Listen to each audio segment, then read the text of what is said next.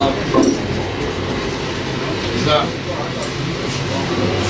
hello? Yeah, Islam, we're just gonna get started. We'll do a little intro and then floor will be yours. Give me about 5 minutes. Right. Alright, No more, we gotta, let's do this.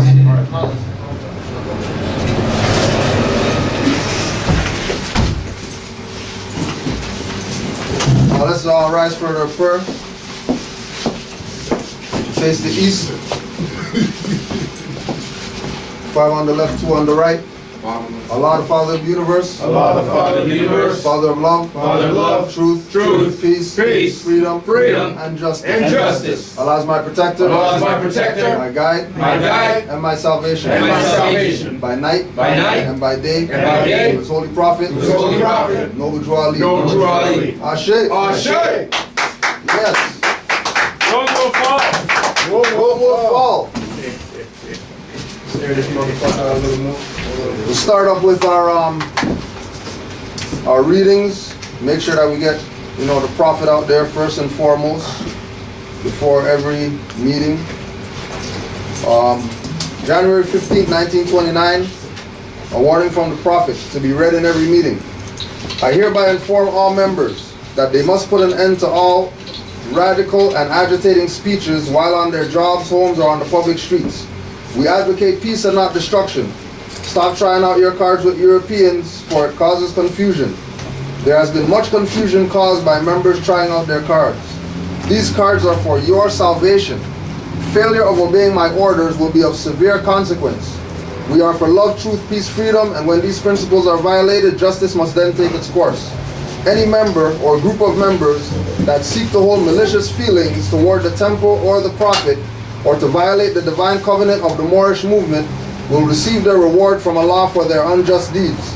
All true Moors must obey the laws laid down to them by their prophet, and if they lose confidence in their prophet, give up your card and button, cease wearing your turban or fez, and return to the state where I, the prophet, found you. For this is a holy and divine movement founded by the prophet Noble Drew Ali. And if the prophet is not right, the temple is not right. The prophet is sending out a divine plea to all true Moorish Americans that they may do their part in protecting their prophet and the temple. This is an everlasting movement founded by the prophet through the will of Allah to redeem his people from their sinful ways. Noble Drew Ali. Islam.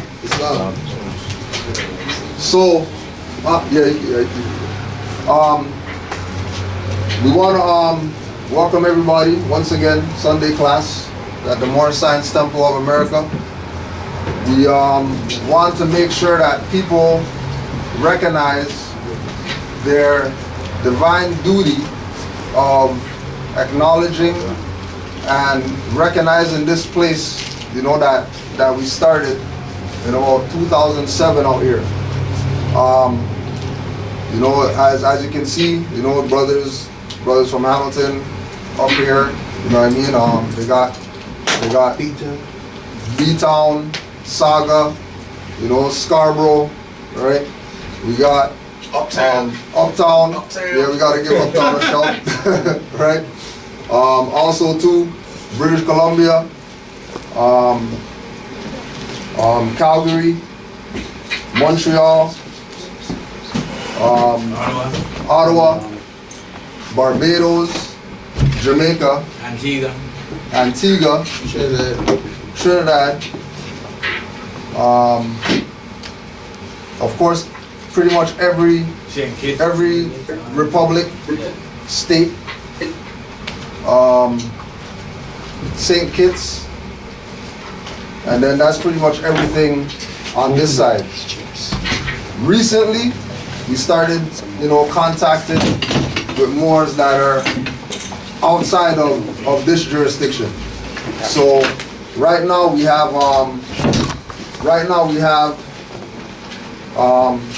Netherlands, Germany, South Africa, and got it, put it up. South Africa and Well, so that's probably it. What do you Right? mean? So today, So remember we have someone from Switzerland. Switzerland, Yeah. Sent some stuff there. right? Yeah, that's So it's yours. the word's getting out about this Moorish movement. You know what I mean? The teachings of Noble Drew Ali is back in the minds of the people, and the people are very receptive to understanding more about their nationality and their birthrights. When you're in this jurisdiction of Toronto, and you see mayor, premier, prime minister, chief of police, magistrates, so-called judges, lawyers, whatever, don't think they don't know about us out here. They're very familiar with our activity, right? We, Canadian Border Services, all these people are familiar with our activity, right? We've been, you know, for a lack of a better term, putting in work out here so that people could be clear as to what this information is, what this is about, and that they need to get down with it ASAP. We've had many examples of people getting so-called abused by local policy enforcers that people call police. We call them highwaymen, mercenaries, inquisitionists, colonists, you know, conquistadors, right? They've attempted to violate people on some supreme levels, and in every situation of them engaging Moors, all the people's stuff that they had disappears that they were dealing with. So you might get, you know, some abuse or whatever like that, but the outcome is once you stand on their nationality and birthright, these people leave you alone because they don't want nothing to do with you. Because they realize that they have more to lose bothering you than bothering some nigger out there who don't know their rights. It's way easier to violate somebody who doesn't know their rights than to try to violate somebody who knows their rights. And not because, you know, we are gonna sue them after, or, you know, we got Gatling guns in the back they're afraid of or whatever like that. But this is something that Allah governs. This is something that the higher force and nature governs when we talk about nationality. This is not something where, you know, we have to fight per se. We have to match what they got in order to win the war. All we have to do is be ourselves, because this is something that has been in their minds ever since their existence, that we're Moors. It's not some secret. It's not some new thing just popped up, you know, just because you heard about it yesterday. We've been Moors. So we have our good family in the Washita, brother Ali Melbe and the family, that's been teaching us about our Aboriginal indigenous culture, you know, being the mound builders, being the first quote-unquote natives on this land. And we had an opportunity to connect with a brother in the UK, through a sister in the UK who, you know, she was studying Canaanland Moors for like a year or whatever like that. And then, you know, when she got her mind right, when she felt comfortable, she reached out, you know what I mean? We did a Skype class with her, a little sit down, that's on YouTube. And, you know, she connected us to, well, we were trying to put her on, you know what I mean? Well, since you're out there, you know, we're not out there, why don't you know, let us know the info that's going on out there or whatever like that. So she was like, well, yeah, you know, I could do something, but if I do something, it's probably only going to be 10 minutes or whatever like that, because, you know, I'm not really looking into information like that. But there's a brother I put you onto who, you know what I mean, you talk to him, he'll definitely have some stuff for you or whatever. So contacted the brother was open, super open, to do a class with Canaanland. to make sure that the word of the history of the Moors isn't just secluded to what Moors say over here, but to let people know on the other side of the Atlantic that the history over there is just as vast as it is on this side, and that it's relative. It's not, when they talk the Moors and then they only talk about Spain and 711 AD and that's it, right? So we also had Brother Sheldon in Germany who did a couple classes with us. Same thing. Forget over here. The Moors over there, they need to start making some claims and doing some things on that side, because what this European's starting to find out very rapidly is that Moors are everywhere, and Moors are everywhere with their eyes wide open, seeing and knowing. They're not just over here beating up on over here. There's Moors over there beating them up over there, where they don't even have a claim in Europe. So that leads us to, on top of, calling hybrids Europeans and Americans. We have to eliminate those now, because Moors over there are waking up too. So we can't make the generic statement, yeah, Europeans anymore, right? Like, our language is gonna have to change, because after you're done with today, you're gonna know that we ruled over there.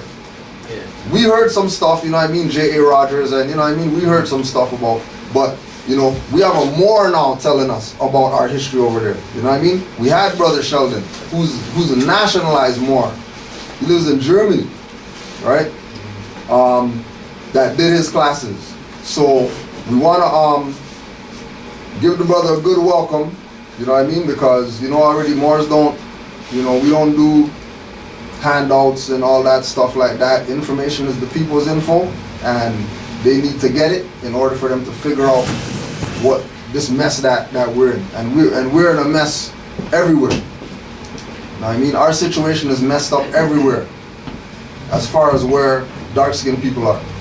And we know for a fact that the information that the brother is gonna bring, because he has some other stuff out there, but he'll give you the promo and the links to whatever it is that he has out there. He has some other stuff out there that he goes in on some info about the Moors in Europe. So we want to give it up for Brother Gary L. And give him your time. If you got any questions, you already know there's the hot seat. Bring your questions, and you know that Moors don't run from stuff. So feel free to ask whatever you gotta ask. And let's do this. Let's get this done. So Brother Gary L. Islam Noble. Islam. Thank you, Kojo. That was a great intro and very true. Like listening about, saying about Moors in Europe, and we are like the true Europeans as well. So there's tons of us over here. Like a lot of people over here. Like I live in London, and a lot of people over here always say that when we go to America and places like that, they're always surprised about there being like so-called black people living in London and Britain, or not just living there, but there being like many, and there's tons over here, hundreds of thousands or millions. So, and we've been over here since forever, but in force since the 40s.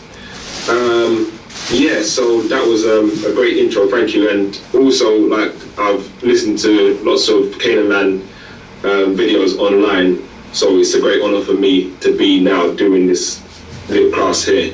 So thank you for that. So let's get into it.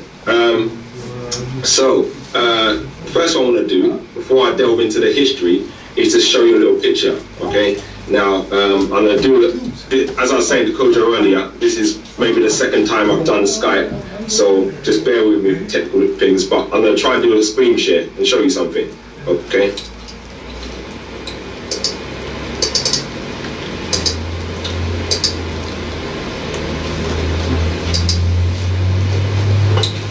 Can you see that, the building? Yeah. Wait. Yeah. Yeah. Yeah. Yeah, you can see the building on the screen? Yeah. Yeah? Yeah, Mike. Okay. Now, that isn't Spain. That's not in Spain. That's right here in London. Yeah. This is a church in a place called Victoria, in London. Victoria is like a really big place. It's known for having its train station, and this is a church that is just around the corner. As you can see, obviously, like first glance of it, you might be forgiven for thinking it's in Spain, yeah, because it's just Spain is so Moorish, it's unbelievable. Yep. Yeah, so that's just something that it shows you, and there's more. This isn't just the only thing by no means. There's tons more which I'm going to show you and carry on. But I just wanted to, before I delve in and start with the history stuff, I just wanted to show you this. And I've got another one as well. There's another picture from my library.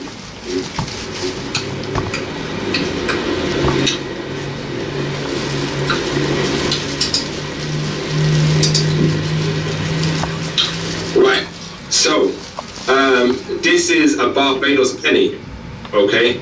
And here we have an image of King George, yeah?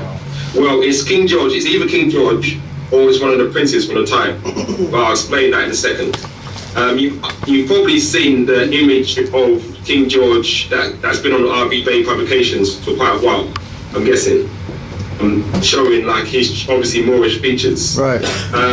But I done a lecture myself yesterday here in London entitled "This Is Our Homeland Too," and when I was researching and going through it, I was trying to find as much as I can, and this is one of the things I found about King George just this week.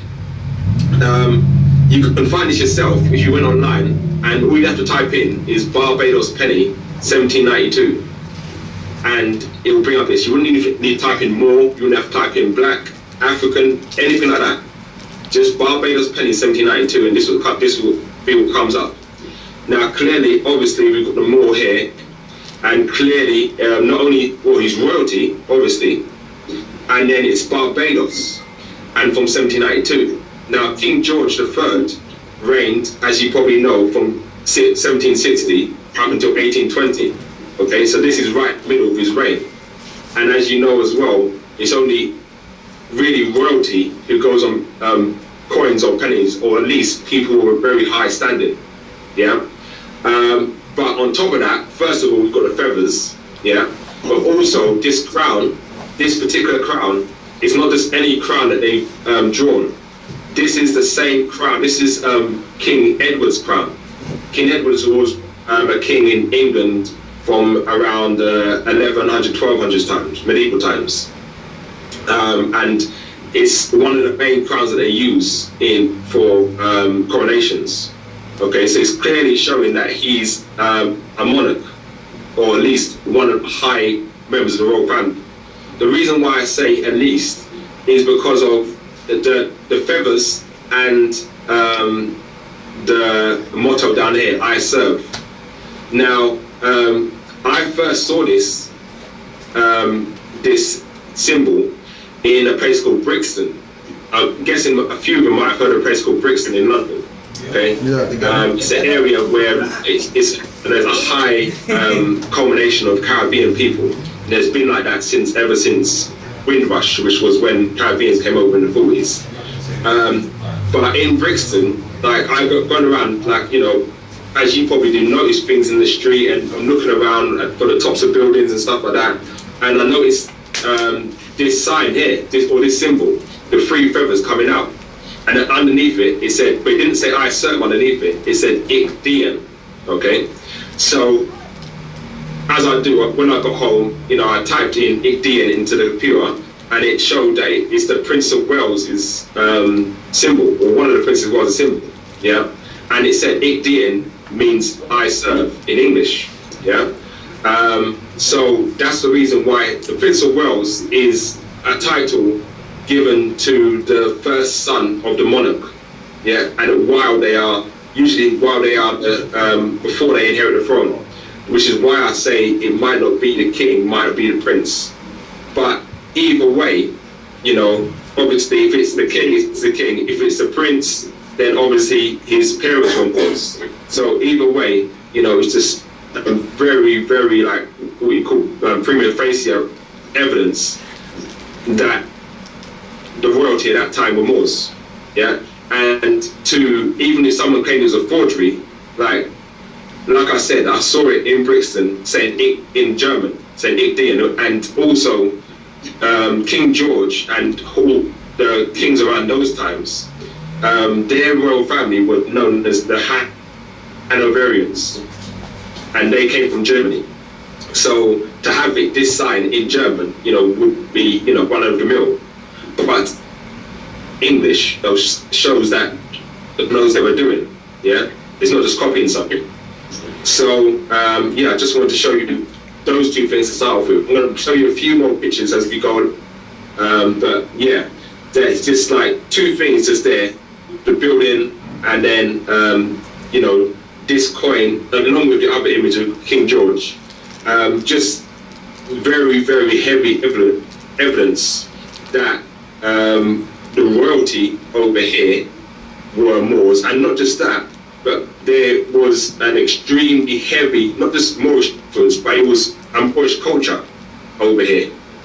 Yeah, from whenever you want to go back. So I'm gonna click the screen back now. To show this, one of the things I like to show whenever I'm introducing Moorish history in Britain is a couple of quotes. Now, firstly, we have this one.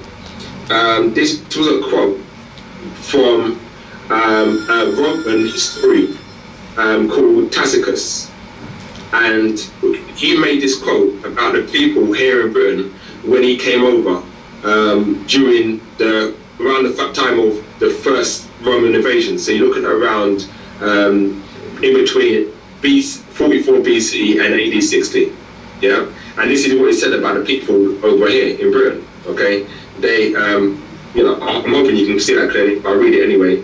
They have a dark complexion and the hair that is unusually curly. Yeah, so obviously talking about only one kind of person. Also on top of that,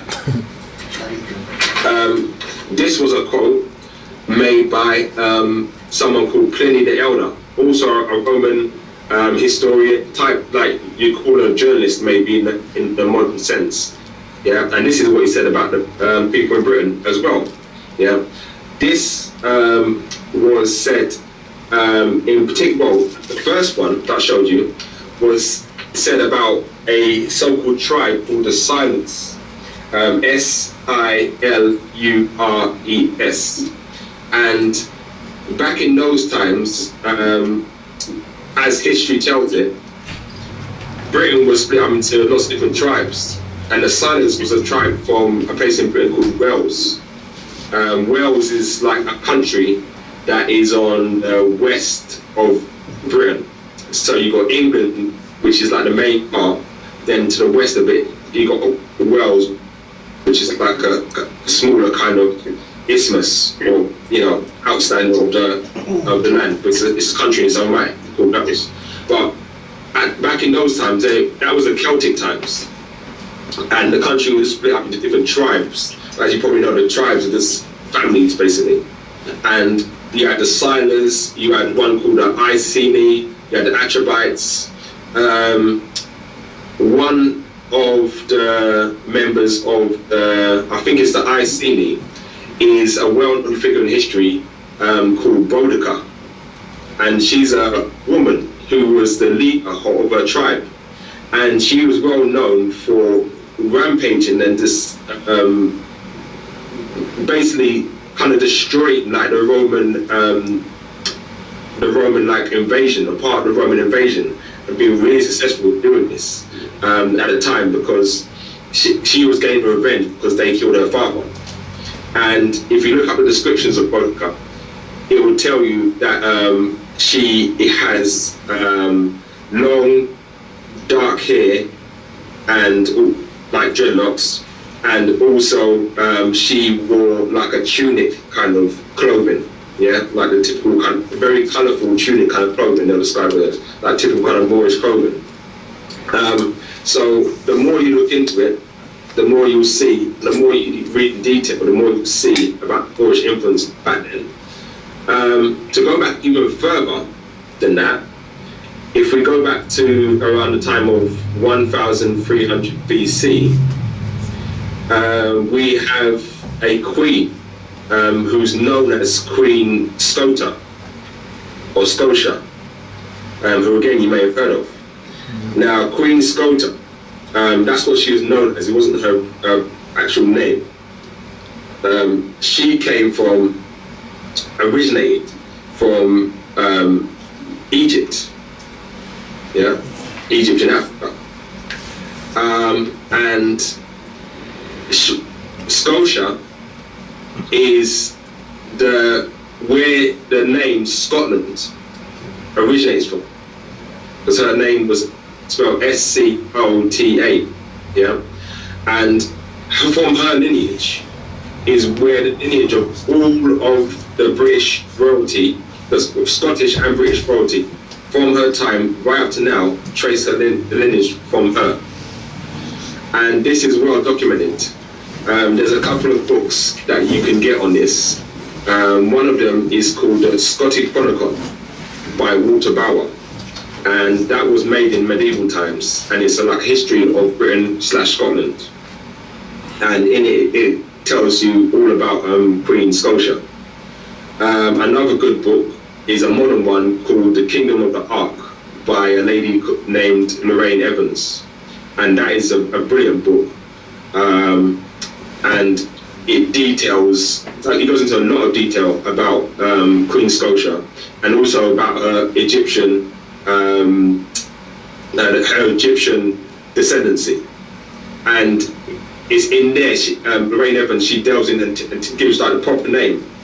Her name was Meritaten, and she was probably a daughter of Akhenaten. And this ties in with the whole Egypt and Israelites, Moses, that kind of thing, yeah?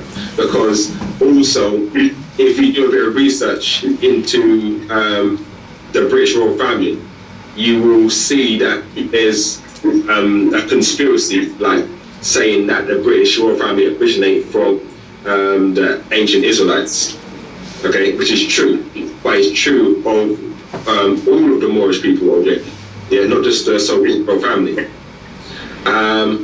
So what happened with Scotia, or Meritaten, was there was, from my research, there was trouble in Egypt, yeah, at the time due to Akhenaten's bringing in the new kind of consciousness about one consciousness with the Aten and that kind of thing.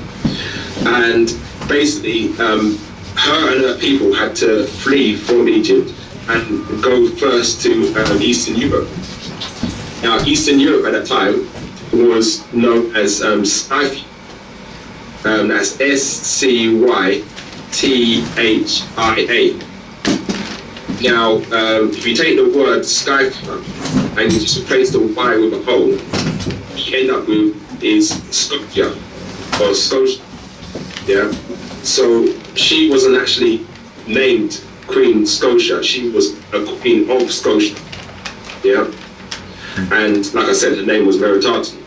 Her and her people stayed there for a bit, and then they went into Spain, or the area of Spain, what we now know as Spain, and stayed there for a bit. And then they moved into Ireland. Yeah. And you probably know Ireland is the island or country to the west of England or mainland Britain. Yeah. And back in the day, it was known as Hibernia. Yeah.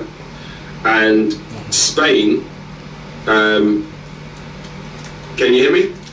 Yeah, we're hearing you. Yeah. Spain, well, another word for Spain, or Spain and Portugal, that area, is the Iberian coast. Yeah. So you got Hibernia and the Iberian. So basically Hibernia is just Iberian with an H on the front. So they're talking about the same, that gives you another clue that it's the same people, and gives you another clue to the history. So her and her people, and basically came from Spain, settled in Ireland, and also has a heavy amount of not only you could say a kind of ancient traditional culture, like they have a heavy amount of folklores and those kind of things. But also in Ireland, there's tons of different monuments. Like one place in Northern Ireland, or the north of Ireland, is called the Hills of Tara, T-A-R-A. Yeah, and in Tara there are lots of first of all, you've got mounds. There are a few mounds, and you know about mounds. And they've also got lots of rings in the ground, and little bits of like stone circles, like fragments. But there's not many intact, but you can see like the indents of the rings around Tara. And also the name Tara comes from tiara, which means a crown. Yeah. So this was a place known in Irish mythology as where the high kings of Ireland were crowned. And so Scotia and her people stayed there for a bit, and then they moved into the west of Scotland. And then, but also before that, in Scotland and Britain, you still had tons of Moors living there from ancient times. So like I said, Scotia comes in around 1,300 BC. But before that, you've had Moors living there for however far back you want to go. The Moors living there already were called Picts, as in P-I-C-T-S, and also Brits, as in Britons, B-R-I-T, Brits. Yeah. On that note, also in France, in modern times now, you have a culture of people called the Bretons, B-R-E-T-O-N-S. And the Bretons, I'll try and get a picture of the Bretons as I'm speaking. If you have a look at the Bretons' traditional dress, then you instantly see what their heritage is. The link comes because the whole of Britain and France used to be connected and was one island. You can see this if you look into something called Doggerland. Lots of different scientists have done research about how there used to be there's ancient ice bridge between the south of England and France, Iceland Bridge. But that was probably true. But what I'm talking about in terms of Doggerland is the whole, I'll get a picture of Doggerland as well. The whole of the island from Britain wasn't shaped like it was just land going from Britain to France. And not only that, from Britain up to Germany, up to Scandinavia, Norway, it was just all land. They've seen this because when trawlers have gone into the North Sea, the North Sea is the sea in between Britain and Germany in those places. Yeah. They sent trawlers and they've dredged up old piece of ivory and different artifacts, and even like tusks of mammoths and different animal like bones have been dredged up from the bottom of the North Sea, way out in the North Sea. It's just evidence of a whole place being one land. This is the Bretons. It's not a very clear picture, but you'll be able to see.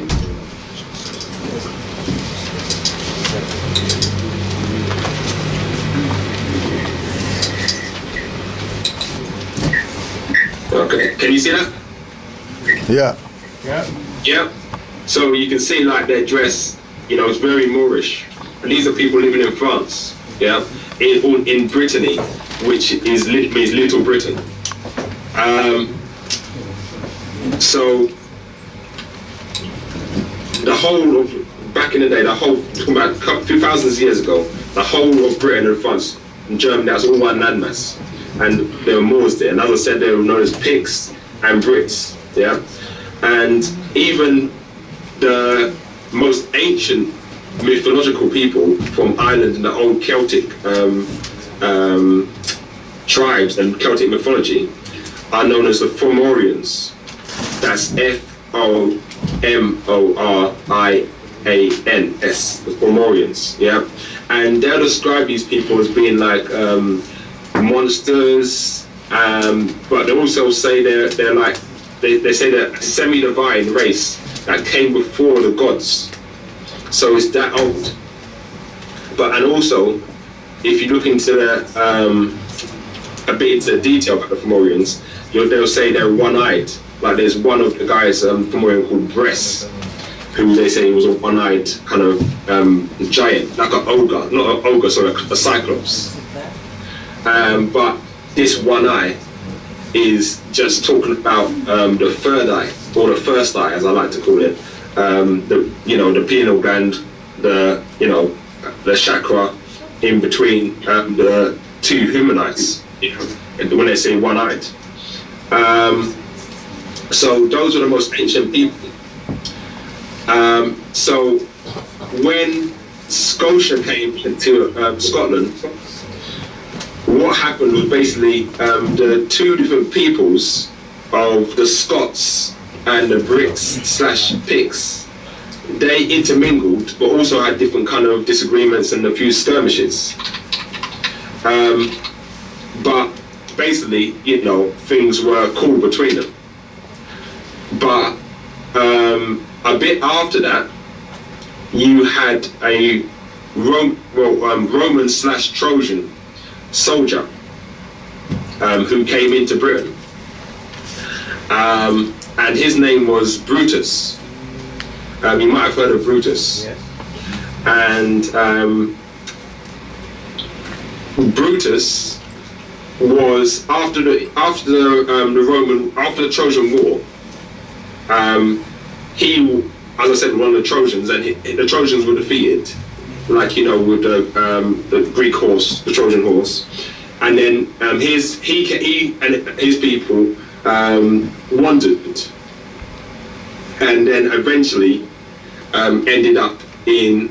He said that this the mythology goes that he was told in a dream that the island of Albion, as you know, Britain, is largely uninhabited and only except for a few giants. Yeah, a few giants. And so he could take his people there and have a place for his people. So Brutus gets to Britain, and even if you look into a lot of, because obviously this isn't like a totally established history, it's kind of half mythology, but it's a very well known story. But if you look into it, they'll say about when Brutus come and he and his a couple of comrades fought the giants, and one of them threw a giant off a cliff, and then he became the king of the whole of Britain and blah blah blah. But if you look into a bit deeper, you will see the documentation of how Brutus and his people weren't. It didn't go like that, like most things, because he was, like I said, a Roman soldier, so how it goes when it comes to talking about the Romans, and how they tell their tales. So what really happened was when he came over, the Moors there at the time, Picts, Brits, Scots, Fomorians, they allowed him and his people to stay in the south of Britain. Yeah.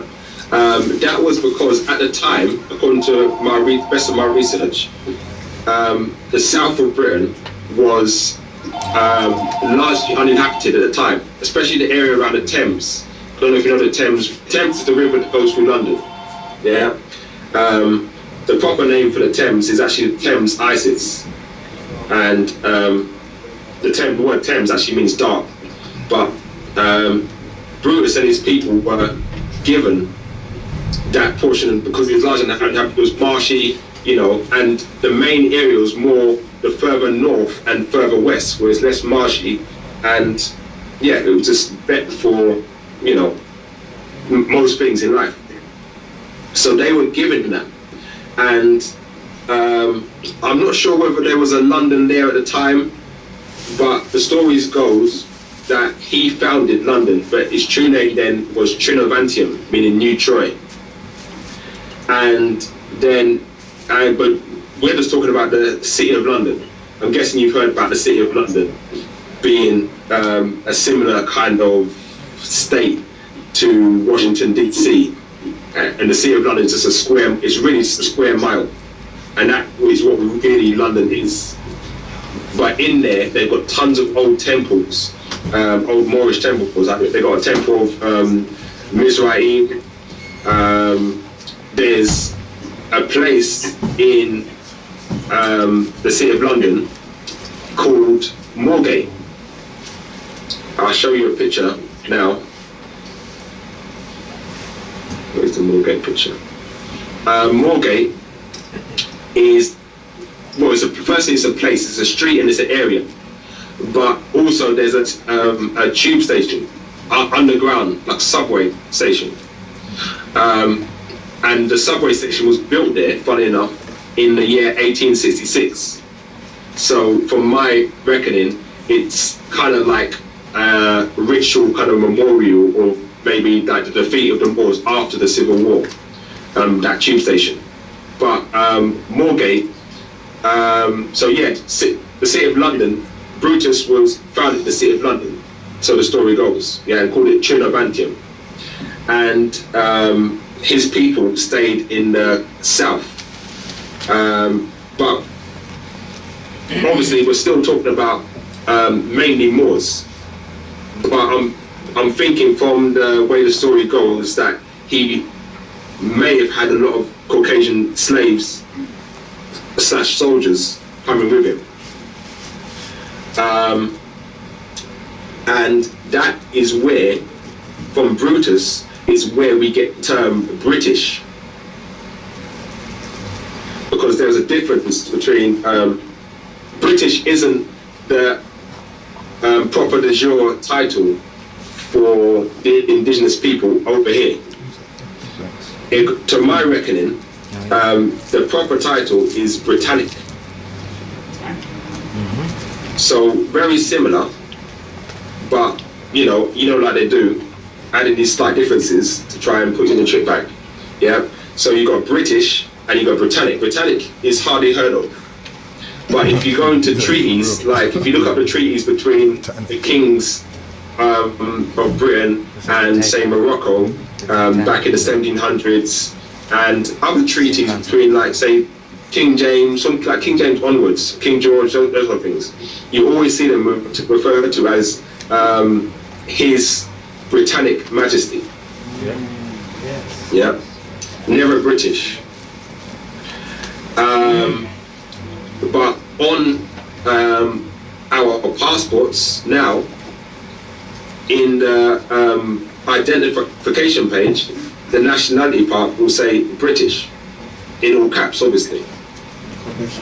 But then, if you look in our passports, there's a page at the front which has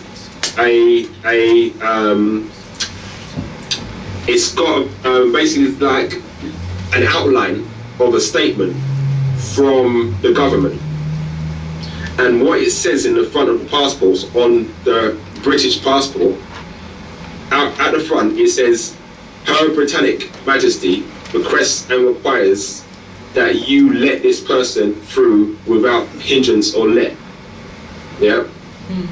So on the front of the passport, which hardly anyone ever reads, but I read it a few years ago, just like you do out of curiosity, it says Britannic, but then in the identification part, in the strawman part, it says British. So me being me, seeing this, I done a freedom of information request to the British government, asking them what is the difference between British and Britannic. And this was a few years ago, and they never replied. So from then, I knew that obviously there's something up with it. And then when I done further research and saw that the kings and nobility were calling themselves Britannic, and then from listening to people over in America, and even people in America have talked about the Brits, the Britmores, and even Britannic, and even how Britannic is different to British. So just in reinforcing my point.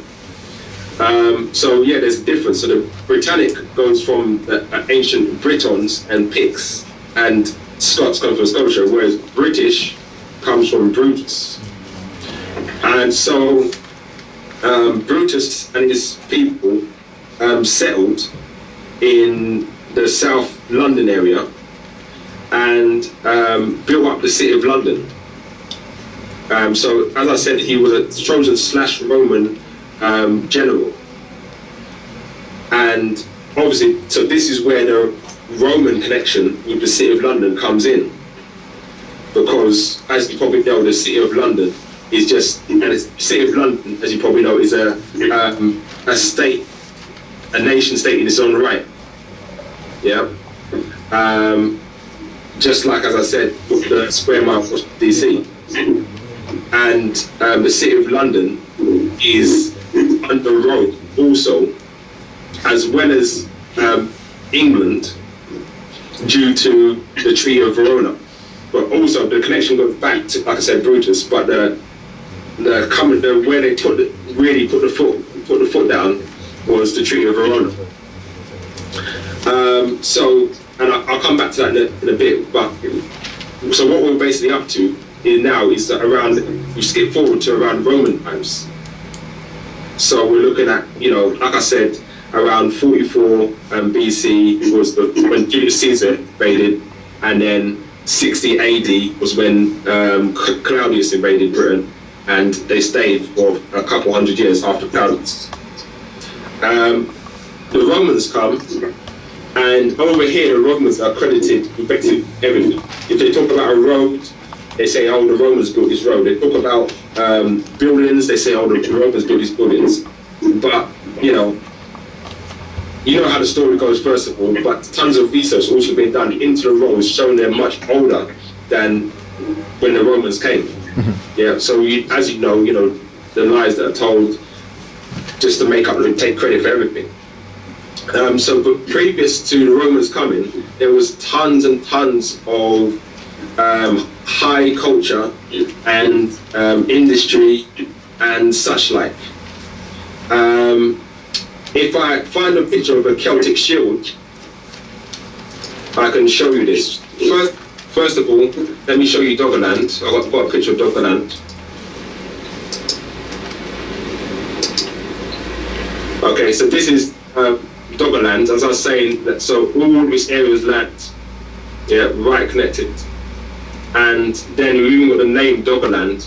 I don't know who gave it that, but in code, that will go back to the Egyptian time, Dog Star, etc. And there's even a place in London today called the Isle of Dogs. But I'll get a picture of, I can't remember what I was going to get a picture of. So after the Roman invasion, the Romans settled in Britain for a good couple centuries, yeah? But then after that, you had, just like you had in the rest of Europe and in Spain,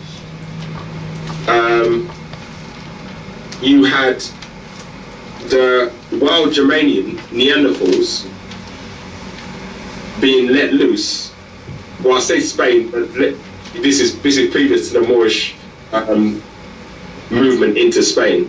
I'm talking about AD 200, 300, 400. So when they talk about the Roman state, the Roman Empire being overrun by the Germans, yeah. So this is when the Neanderthals, a later stage of the Neanderthals, wild Germanians, were let loose from the caves in Northern Europe, because the Roman state had overstepped its mark.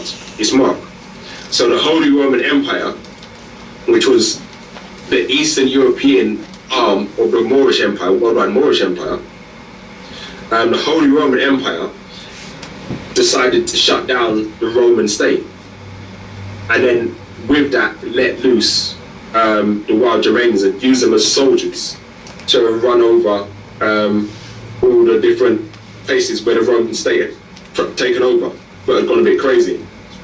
And then the wild Germanian Neanderthals, the cleverer one of them, were given orders that they could keep what they killed.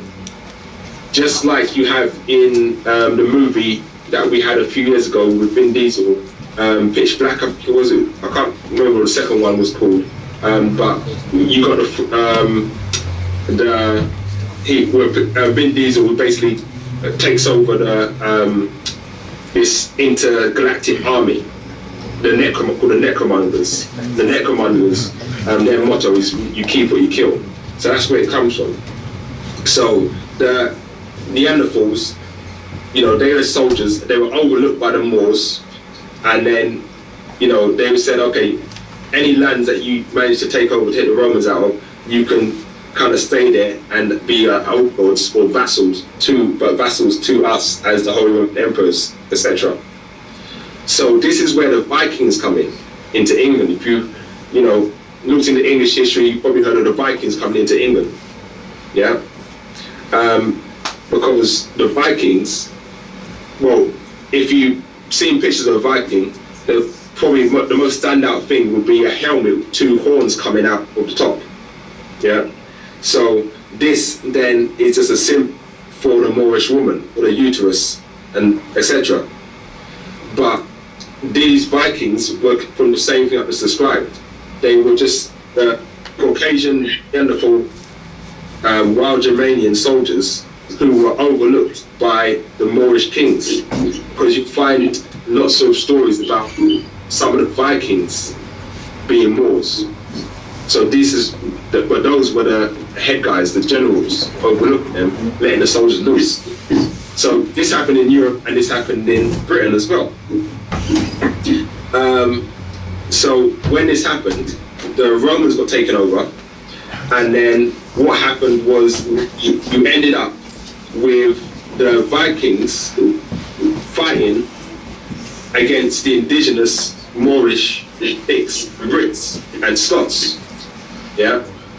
This time in Britain is known as the Heptarchy, and it's called a Heptarchy because England or Britain was split to 7 kingdoms or major kingdoms at the time.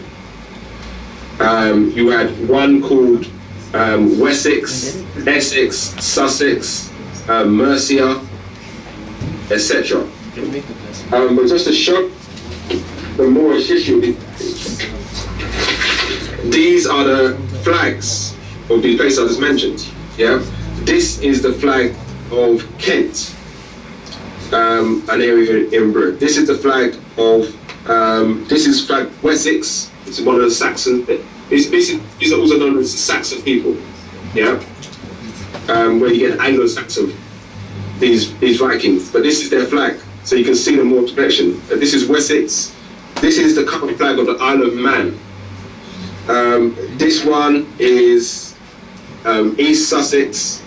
This one is Essex. I don't know if you can see that with the 3 Moorish swords. Yeah, that's the current flag of Essex, which is a area just east of London. This also is the current British Army flag, and this one here with the double swords. This is the current British. No, sorry, this is the current British naval flag, and this is the army flag for Britain. Yeah, all obviously total red. Yeah, so going back to around 400, 500 AD, Britain was split up into these 7 kingdoms. But these 7 kingdoms were at constant odds with the indigenous Brits and Picts, etc. And they were constantly fighting them. And they were trying to push further and further their kingdoms were settled in England, which is more south, as you know. But they're trying to push further and further north into what is now known as Scotland. Yeah? Scotland really is a transliteration of, well, what Scotland basically means the whole of Britain. Yeah? Scotland really isn't just the little country at the top of Britain. Scotland is really the whole of Britain. And I'll come back to that and show you prima facie evidence of that you can go and look up yourself. But with Scotland, as I said, it's translated the same way they taken Morocco and put it as America. And also, if you look back, Israel and Palestine now, in the same way as in pre-1940s, there was no Israel, and Palestine was the entire area that is now called Israel, and had been since whatever. But now, if you look at a map, you'll see Israel is the big area, and then Palestine is a small area within Israel. That's the same thing that was done with Scotland and England. Scotland was a whole, really, de jure, the whole of Britain. But then, over time, they flipped it around so that, England is the dominant one, and you hardly hear of Scotland, and Scotland's just a small place in the north. So, there was skirmishes with the Picts, Brits, Scots, the indigenous Moors, and the influx of Anglo-Saxon, Viking, wild Germanic Neanderthals, who were now thought they had the right to be overlords of these lands because the Holy Roman Emperors had said so. So, as I said, the Scots and the Picts had their kind of own little bits of infighting, as family does. But then when this bigger kind of enemy came in, they decided to squash their beef and join together and then unite as one kind of, force against the new invaders. So this is when you first get Scotland. So they united and they formed one place and said, okay, we're going to call it Scotland now. Well, this is so history says. Really, it was still called Albion back then, but if you look in history, they say Scotland was formed in 900 AD. Yeah, and when the Picts and Scots united. So they united against the Saxons. So this is why you always see, if you ever notice, in British kind of culture and stuff, you always see this the Scots in Scotland at loggerheads with the English. And this is where you also get the Braveheart thing.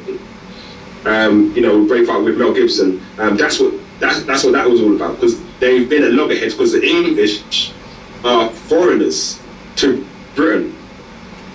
Yeah. England, according to the established history, it only started in 900. This was when the Viking kingdoms of, like I said, Wessex, Essex, Mercia, etc., united. But if you look into a bit more detail, even that they didn't even unite properly. But they say they united and formed, okay, we're now going to call it Angleland or England. Yeah. But also, on top of that, if that weren't enough, the real England in England isn't the England that's shown.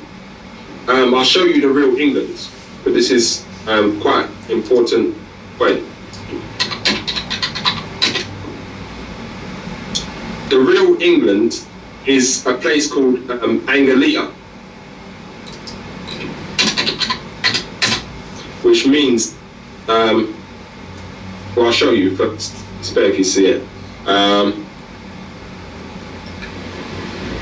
Let's see, this.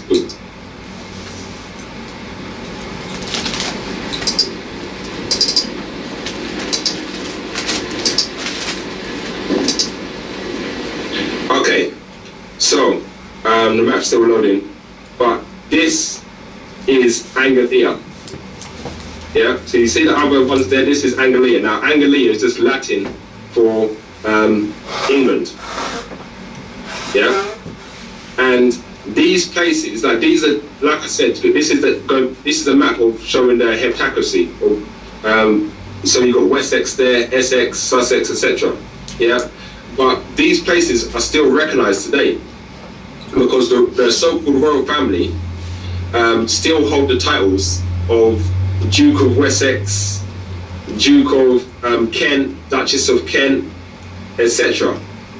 So in plain light, these things aren't really talked about. Well, Essex is they're kind of talked about, but they're kind of looked at as something from, you know, the old Saxon times. But really, you know, they're still in existence. So this is England here.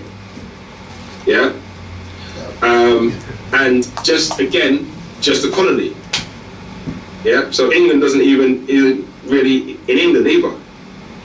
Right. And as I said, they united with these, or they say that they united with these different kingdoms, yeah, to make this all England. But that wasn't even set in stone.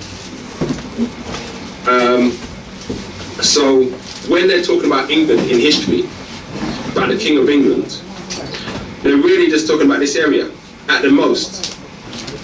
Yeah, when you hear about King Edward, King Henry, etc., it's just this area. And then we can even take it over to the whole thing with the England in America. Because I'm sure you know how all the names of countries come from America. So you got an England in America, you know, all of the old countries are in there. So, but this one is called East England. So for my reckoning, you got England in America, which is the original one, but then this one is England of the East. But anyway, to get back on the history, the Scots unite up here, but obviously the Scots and the Picts still claim rightfully the whole island. Yeah, because these guys are just invaders that just come in like Johnny come lately guys. Yeah, the same way with the United States, but just a, you know, millennium earlier. So after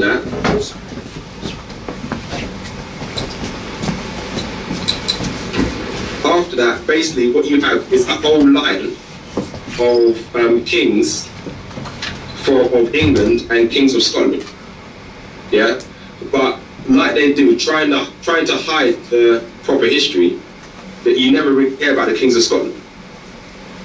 Like I'm guessing if I asked anyone in the room now to name a few English kings, you'd be able to name a few. Yeah, like Queen Elizabeth, like the medieval one, you know, King James, maybe Henry VIII. Yeah, those kind of things. But if I ask you to maybe name some Scottish kings, I think it'll be a lot. So that whole history is pushed aside because it's the real history. So if we move forward now to when King James took the throne. Now King James, as you probably know again, is a Moor, or was a Moor. Yeah, this is one of the pictures of King James.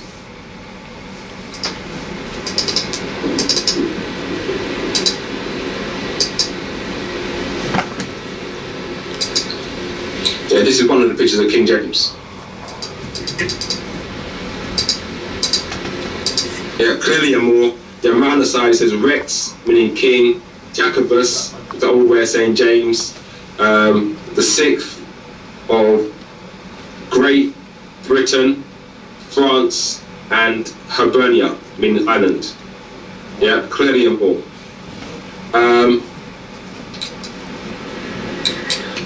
James came because he was of Elizabeth. But even Elizabeth, I mean, all of them royalty were Moors. All of them.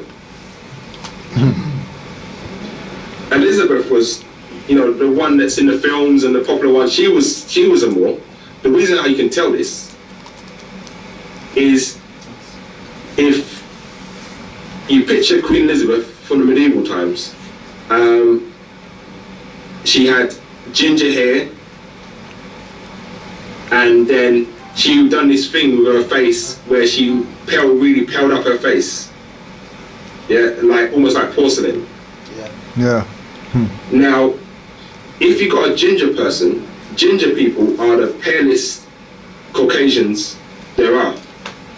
So why would any Caucasian need to put some pale thing on their face, let alone a ginger one? That's just letting you know they were Moors. But in the Tudors were Elizabeth. Before her, you had the Henrys, like Henry VIII. Yeah, they were the people who started bringing in the more kind of Christian, Morisco kind of behavior, and aligning more with a lot more with the Catholic powers. Yeah, because Queen Elizabeth I was the one who had the battle with the Spanish Armada, and the Spanish Armada was the Moorish Armada. But she had one later on as well, a couple years after that, and it's known as the English Armada, where they got their asses kicked. But you never hear about that. And Queen Elizabeth was also the one who made the statement of kicking out the blackamoors from London. If you have ever heard of that, she made a statement saying there's too many blackamoors in London.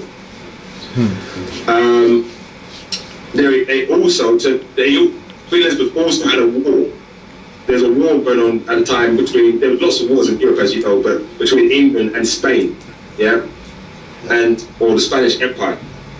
And as you know, the Spanish Empire, most of the time they say that back in the day, they're talking about the Moorish Empire. She kept up this war, but when King James came from, he squashed the beef and made a treaty with Spain and just made a lot of peace. The reason why was because he was the first, well, not the first, he was a Stuart king from the Stuart dynasty, yeah? And the Stuarts have been in power in the Scottish throne, the real throne of Britain, for a good number of generations previous to that. Now, Stuart, spelled S-T-U-A-R-T, I'm doing a thingy. I'm talking to you online, Skype. The Stuarts spelled S-T-U, no. No.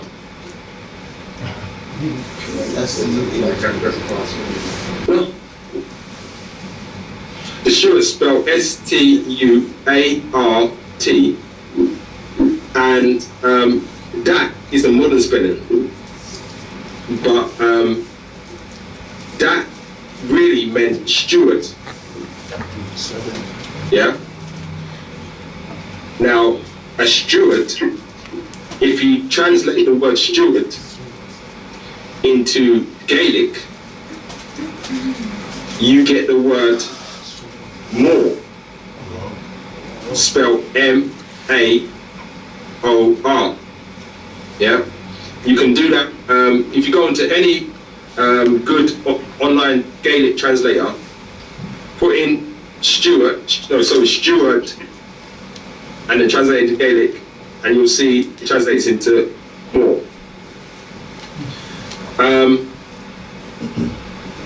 What else do I want to say about that?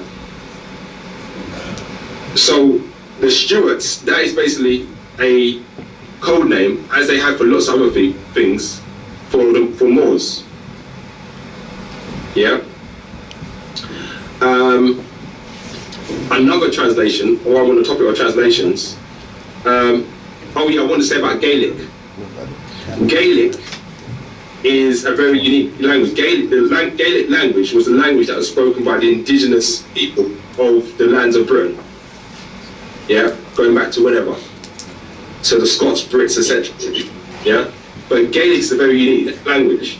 Gaelic is very closely related to lots of the African languages and Hebrew. And there's a book about this. Where is it? A comparison between Hebrew and the Gaelic language, or the Celtic of Scotland, by Thomas Stetton. That's Steaton. Yeah.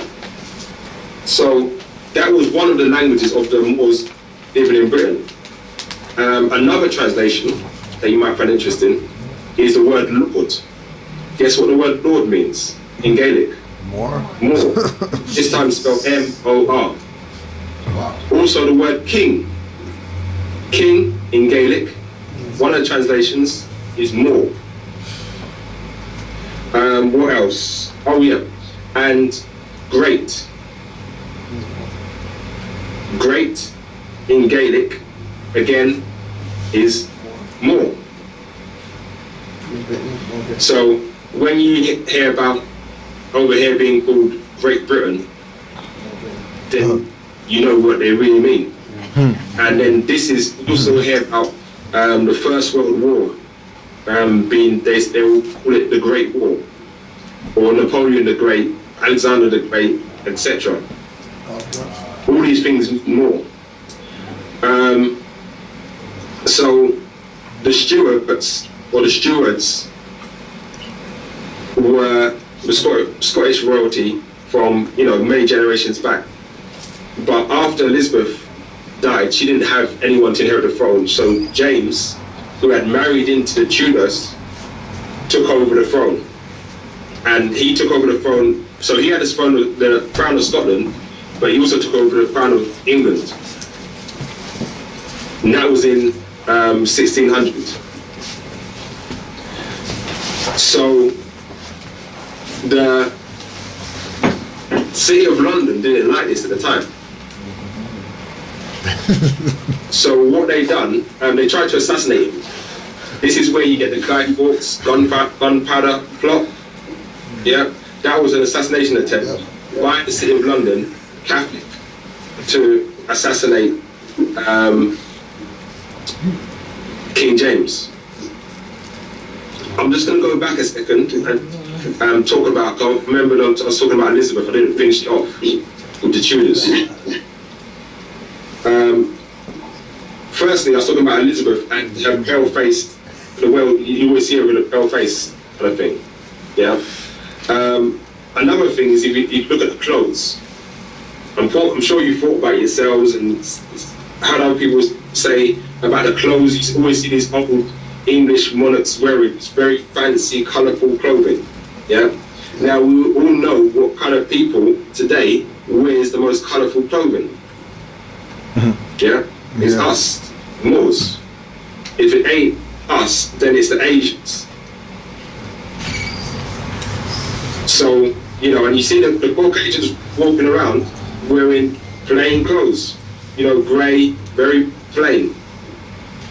Yeah? But they want to make us believe that back then, all their royalty were around wearing all these different bright colours. Also, with the pale face, you also see it in the medieval times and going on to the kind of Renaissance era, that kind of thing. You'll see a lot of old English people having the fashion of how they had the pale face, but they also had the white curly wigs. Yeah, like the judges, the white curly wigs. Now, if you are a Caucasian person, and let's say you're blonde, why do you then need to go and put on a blonde wig? It wouldn't make sense, and then painting your face on top of it. Which people today in modern society like to pale their faces and wear blonde wigs on top of it? Fags do. Moors, yeah, or with a Negro mind. So that just tells you back then. But even on top of that, these people had it. Like I said, it was a fashion. and they were known as the Whigamores. Yeah, that's why where the title Whigamore comes in, because it was the Moors wearing the wigs, trying to look like Caucasian, because it was more of a fashion than to amongst certain people in the higher societies, like the Tudors, etc., are saying, to have this kind of lighter skin. And even like you look at Asia, this was the time when you had like the geisha people coming in, the geisha girls, with again with lighter skin.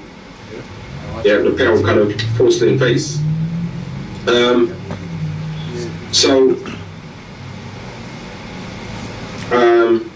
Yeah, going back to James now.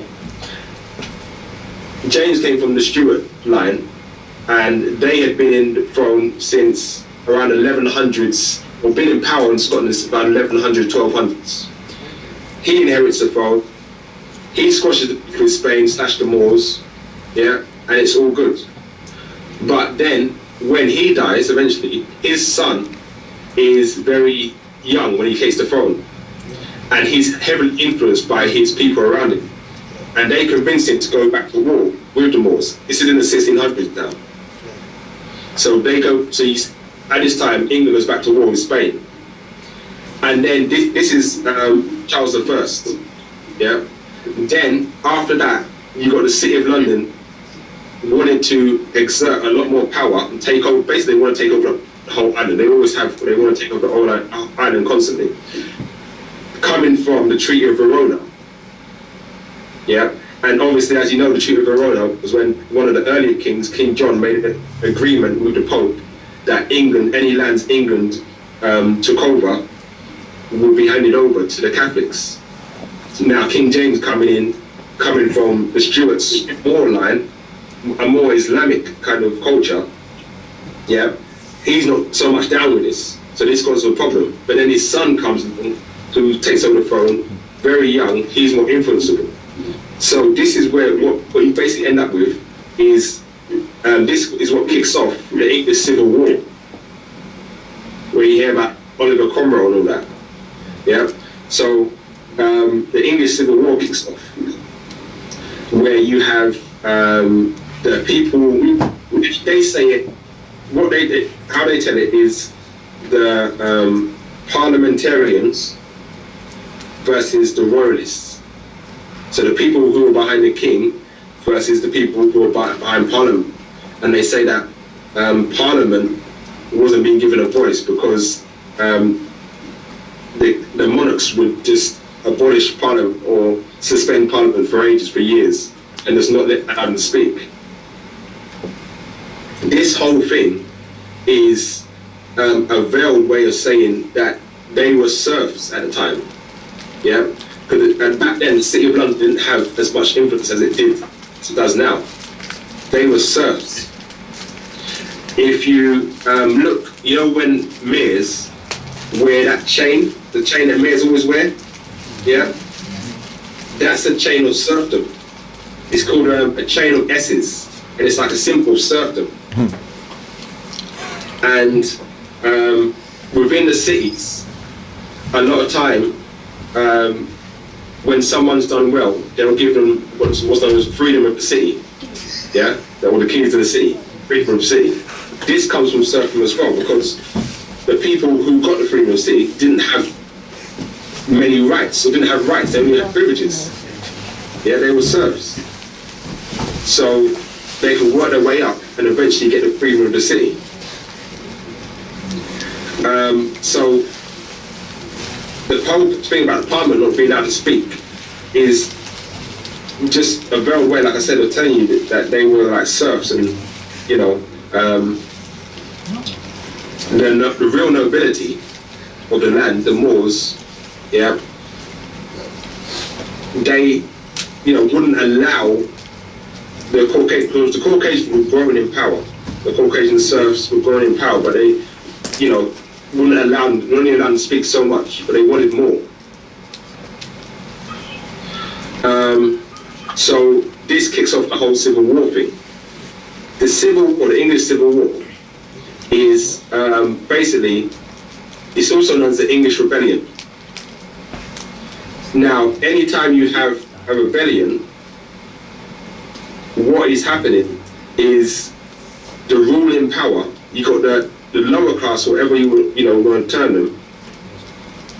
In this case, the serf class is rebelling against the ruling power. So in this case, it's the serf in England rebelling against the nobility, the Moorish nobility. This is the same thing that happened in the French Revolution. Yeah, where you've got the Moorish nobility like King Louis, etc., going a bit crazy and abusing their power. And then the rebellions, which are also instigated by powers behind them, the same way as the rebellions in the Middle East and North Africa over the past few years were instigated, like by the CIA, etc. The same way as the old ones were. But they're rebelling against the Moors, basically, the Moorish nobles. So, in the English Civil War, what basically happens is King Charles gets run out and eventually gets executed.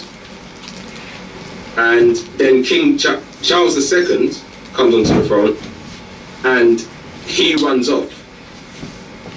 They say to the Netherlands, but it was really to America.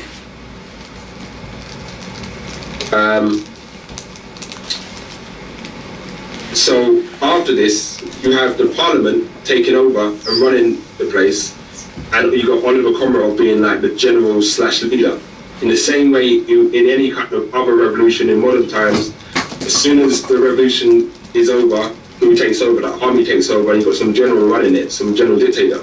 So that's what Cromwell was. To tell you the truth, I don't really believe that there was a guy called Cromwell, an individual called Cromwell existed. I think he was a fiction in the same way a lot of other individuals were, but that's another segue. So the Parliament take over, and the king runs off to America, and then after a bit, because they need the monarch on there to have a kind of semblance of power and authority, they make an agreement with King Charles II.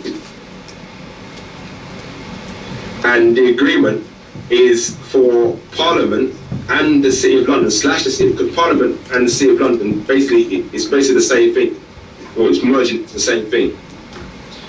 It's for them to have a lot more power. Yeah, and also to be formally recognized as a country.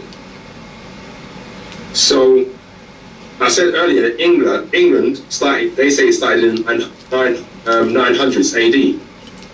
Yeah, but in 1660, when King Charles II went back on the throne. Or they say it was invited, but anyway, in 1660, this is when the first English post office comes about. And it established history, I'll tell you, the post office started in 1660. But as you probably know, the post office is the seat of government. So if there was no post office in England previous to 1660, then how could there have been a government? Without a post office, there's really no country. So, and also lots of other things started around 1660 up to 1670. The oldest English court, the Old Bailey started in 1664, I think, something like that. Also, you got the first English Freemason sect or temple being started around the 1660s. And the Freemason temple was part of the agreement as well. So when Charles the War from the Moorish nobility tied in with the old Islamic family, you wanna do the thing on that? Yeah. When they what part of the agreement was to be for them to be given lots of the kind of secrets or the science of the Moors. Yeah. So the Freemason Tavern was, not Freemason Tavern, the Freemason Temple was a way, or the way for this to happen, for them to be brought up in the science, yeah, and for it to be officially passed over. And then also in 1666, what else happened? You got the Fire of London, yeah, the word great Fire of London, yeah. So what that was where London got the go-ahead to demolish London, or largely demolish it, and then rebuild it in a Masonic / Moorish architectural pattern. Because if you look at lots of places in the city of London, you'll see it's laid out like stars and stuff. No, it's not as heavy as Washington DC is, but there's lots of Moorish / Masonic architectural design in the city of London. So after this, Charles comes back on the throne, but then the city of London is given much more power, and then England really starts. It's okay for a bit, but then, you know, them being them, Romans being Romans, they want more power. So what basically ends up is, after a couple of generations, you end up with King James II. And we're talking about the 1680s now, around that time. You got King James II, and they basically run him for the throne again. So he gets run off the throne, and then they bring in the puppet kings, which is King William and Queen Mary, to come in and rule, and they're like the puppet ones. Still part of the same family, but, you know, brought in by them. And this is a major arguing point, or really not arguing point, doesn't sum it up at all, like major sticking point in terms of Scotland versus England, especially in the old history. Because after that, what you have now, because this is for the whole of Britain, the rulership of the whole of Britain. So you've got the puppet kings monarchs being brought in to rulership. So he's basically saying, okay, the city of London is now running things, and people ain't down with this. You know, the Moorish nobility ain't down with this. Not many people are happy, apart from the Roman, Catholic elite.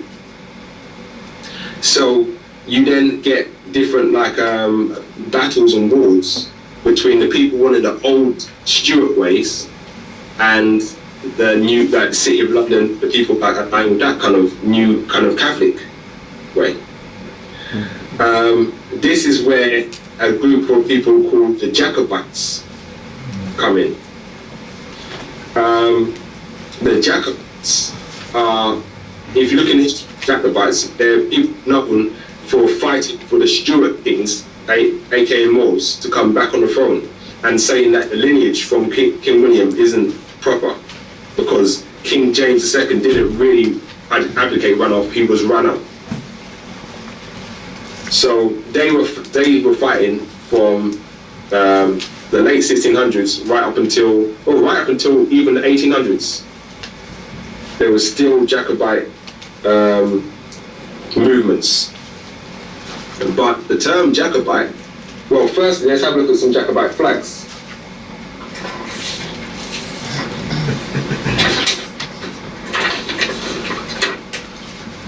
These are the ones in the middle.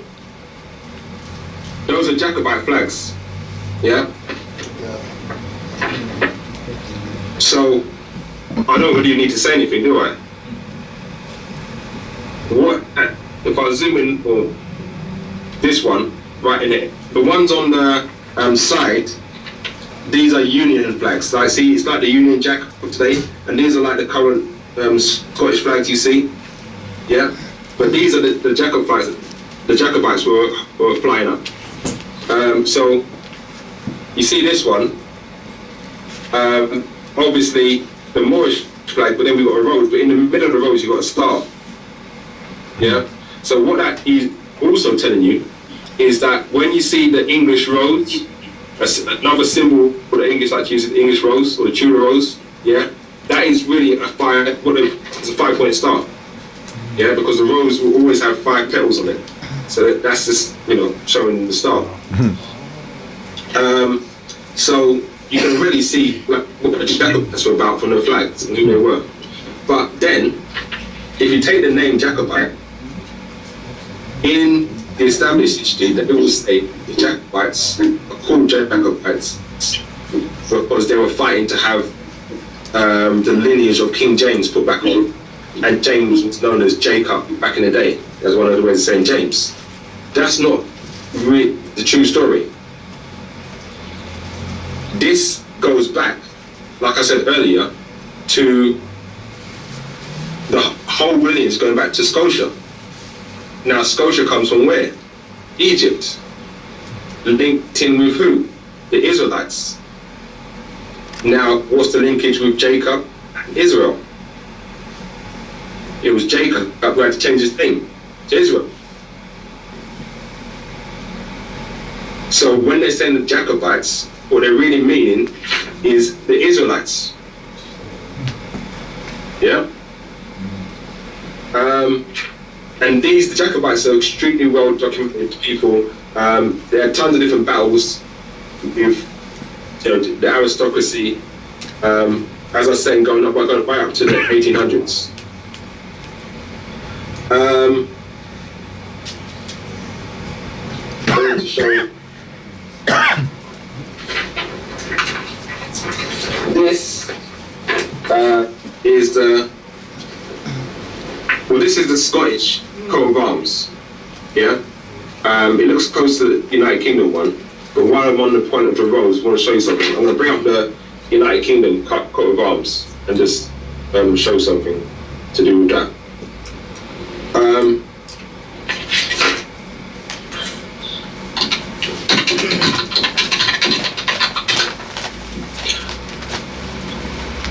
So after King William comes on the throne,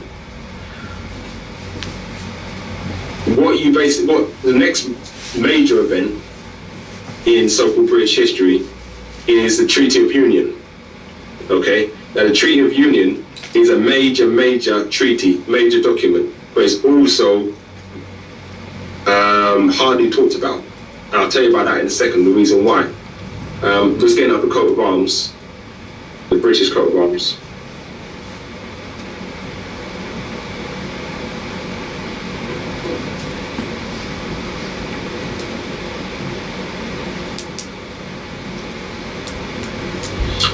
While that's loading,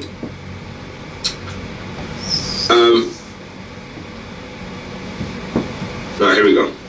Right, I'll stop the screen.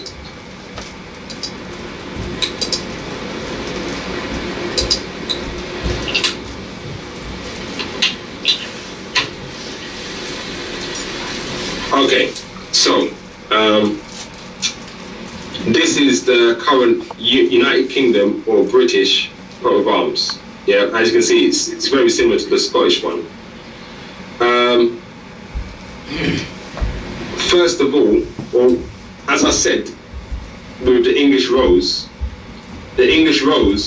is symbolic of the 5-pointed star, which, as you know, symbolizes Venus. But this whole coat of arms is astrologically based in its symbology. Yeah. So even from, like I was saying with the passport, earlier, from tons of the things that are used today, we can easily see the Moorish heritage as long as you know a bit. So.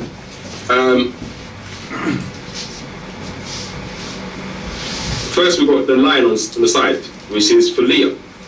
Yeah. Now, the British, or the British royalty, and like I said, all the indigenous people, Moors, trace the lineage back to the tribe of Judah, linking in with the Israelites. Yeah, and as you probably know, the symbol for the tribe of Judah is a lion. Yeah, this is also symbolized in. I'll come back to that. This is the royal flag of Scotland. Yeah, Scotland has two flags. He has the one with the cross that you probably know, the blue one with the white cross. That's called the national flag. And this is called the royal flag. Yeah, and this is, the same symbol as the tribe of Judah. This is the emblem for the city of Jerusalem. Yeah, royal Scottish one. I'll go back to the thing, the coat of arms. Question before you go anywhere. Go on. The symbolism for the unicorn is what again? For the unicorn, yes. According to my research, it's Capricorn. So, and on that note, where's the Scottish one?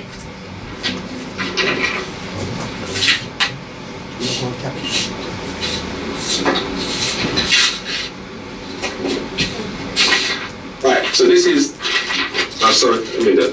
It's okay. Hold on. Right, and they have two. Yeah, so this is, they got two. But also, you got this, City of London. Yes, yes. Two dragons, Right. Capricorn. Yeah? So they're showing their link back to Scotland Okay. with England So that was over from the battle then? from the battles. Yes. Kind of more to do with the Treaty of Union, which I'm going to get to in a second. Okay, alright. Let me see, I'm going to share the screen. Right. So, Leo, Capricorn, Right. Earth symbol with the 4 segments. Yeah. Then roses with 5-pointed stars. Right. Also, we have the numbers 5 and 7 are very prominent. So if you look down here, we've got 5 holes. Right. Yeah. And then over here, 7, 1, 2, 3, 4, 5, 6, 7 different 5 jewels here, 5 jewels here. Right. Where else? 5 of these. Yeah. This thing is like, you see it like a French symbol. It's called the fleur de lis. Yeah, it's right here at the bottom too. At the bottom, you need to hold where between A and Mo. Between. Yeah, right there, right there. Yeah. Yeah. One of my a little insight was over the captivity over the empires, Yeah. right? For which part? Well, the the lion with the Judea side and Yeah. the Moors and the unicorn. I forget the sides of where they got those from, but it was like the French Isles and the all those islands over there. Okay. Like what do you call it there? Madagascar and what's the other one? Seychelles and all those places. Right. Right. So that would be like the captivity of the unicorn. I've heard that as well about the chain. Yes, yes, yes. Yeah. Yeah. So also the harp. That's a 7. Yes, yes, that is. 5 strings. Yes. Yeah. Number 7. Yes. And we could go on. Yeah, I know, Yeah. I know. Yeah. So just a little side note to all astrology. Okay. Obviously our culture. Okay. Thank you, brother. No problem. Okay. So the Treaty of Union now. What happened in between, say, around 1660 and 1706 is Scotland became pretty bankrupt. Yeah. So one of the major things for this was something called the Darien scheme. They tried to set up like trading with America, but I think it was sabotaged from my research, by City of London traders. But all this pushed towards Scotland having to make a treaty with England. Now, as I said before, Scotland means the whole country. Yeah, right. I'm going to show you the evidence for that now. Yeah, I said it before, but let's have a look at some evidence. If you were to go onto the website for the National Library of Scotland, okay,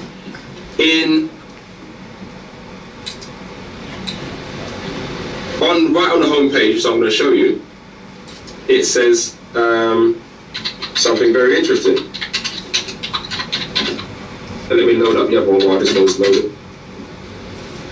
Save time.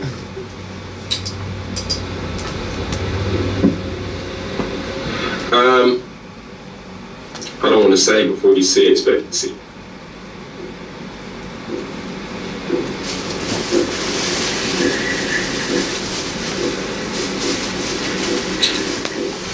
I've got a map. While that's loading, just excuse my internet's quite slow. Where is the map? I've got a map of Albion. There we go.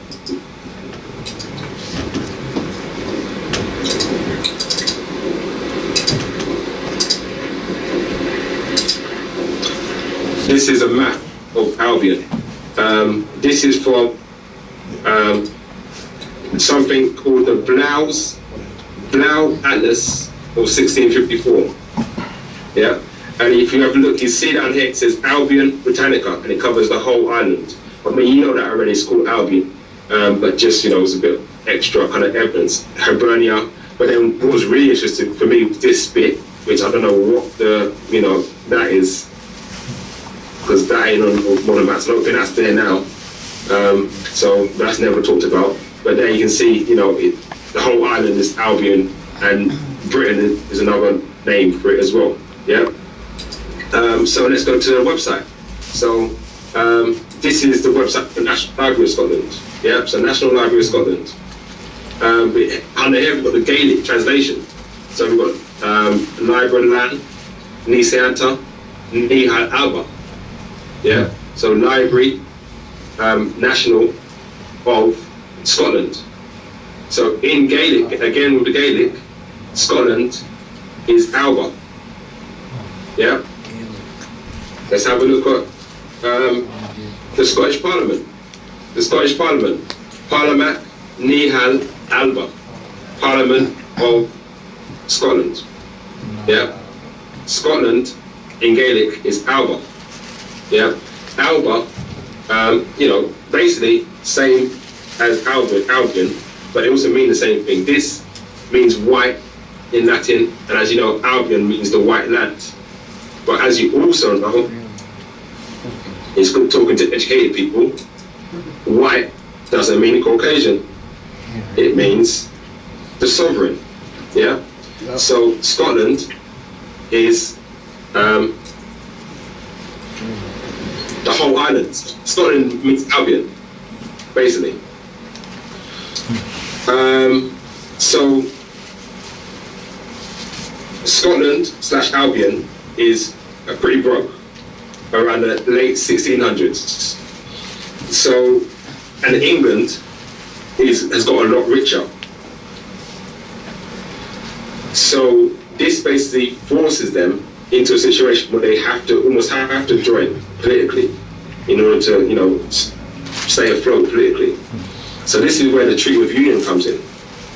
The Treaty of Union is a treaty formed in 1706 between Scotland and England that made what is known today as Great Britain. Yeah, and that is still on running. And even recently, you might have heard of there was a referendum for Scottish independence, which in the end they say went for a no. But that is because they're still linked through the treaty. That's where we get Great Britain from. And also the United Kingdom. But the United Kingdom is another thing, which I'm going to come to in a bit.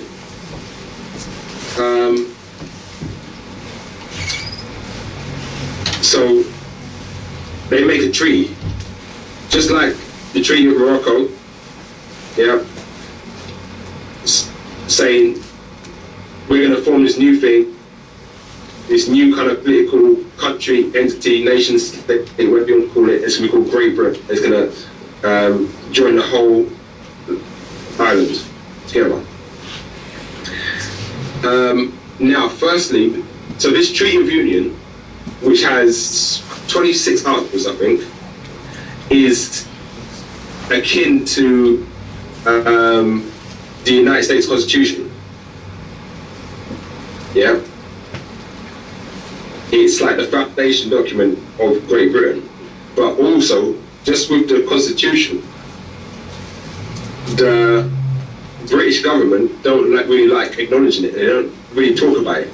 All historians, all politicians, you ask them about the Treaty of Union, they'll say, oh yeah, of course, the 1706. So in that way, it's a lot more recognised and out in the open, a lot more than the Treaty of Morocco. Yeah, but you never hear the Treaty of Union being mentioned in the news, even though it's such a foundation document. You never hear it being mentioned in the news, never hear it mentioned in court cases, anything like that. And this is on purpose. So, they made the Treaty of Union. Now, firstly, as you know, the thing up with this is a treaty is made between who? Normally, two sovereign nations come together to make a treaty, yeah? Or pretty much always. But wasn't England and Scotland ruled by the same monarch? From King James upwards, they were joined. So who done the signing? Like in terms of like the big signing, because you looked into treaties and you would see, okay, the treaty between King George of Britain and the Sultan, treaty between this king and that king. How can you have a treaty between a king or queen? It was Queen Anne at the time. Now, how can you have a treaty between a queen and herself? That don't really work. So that tells you then there's another entity in there, and that other entity was the City of London. Again, and more evidence to point to this, I got a freedom of information request. And in the freedom of information request, I asked simply, can you send me the names of the signers of the Treaty of Union? Never got a reply. Yeah. Now it was signed by a number of commissioners as well from Scotland, but again, as you know, it should be signed on any treaty. It's signed by the head guy. So that tells you something's up. But anyway, that's not the major thing with the treaty.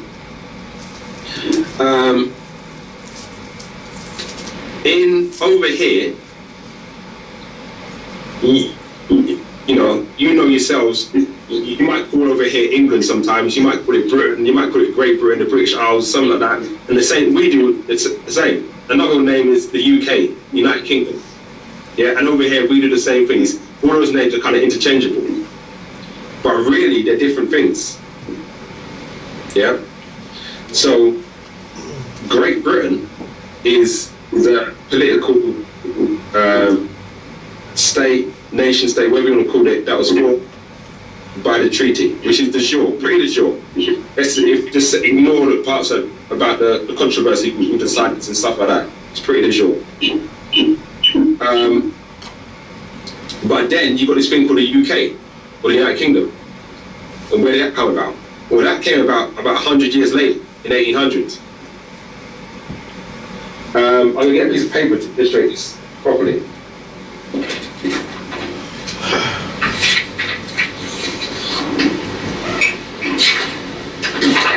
So, the full title of the what we live, the government or so-called government that we live under here today in Britain is called the United Kingdom of Great Britain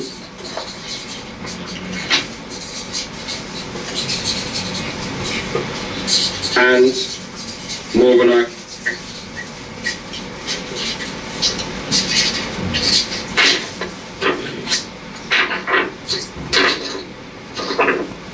Yeah, that's the full title. And the Parliament that it is in Westminster, you've probably seen with, you know, Tony Blair, now it's David Cameron, all that kind of thing. Yeah, that is the Parliament of the United Kingdom of Great Britain and Northern Ireland. Yeah. Now, you know, whenever you see there's something up. Yeah. This United Kingdom and Great Britain are separate. They're two different things.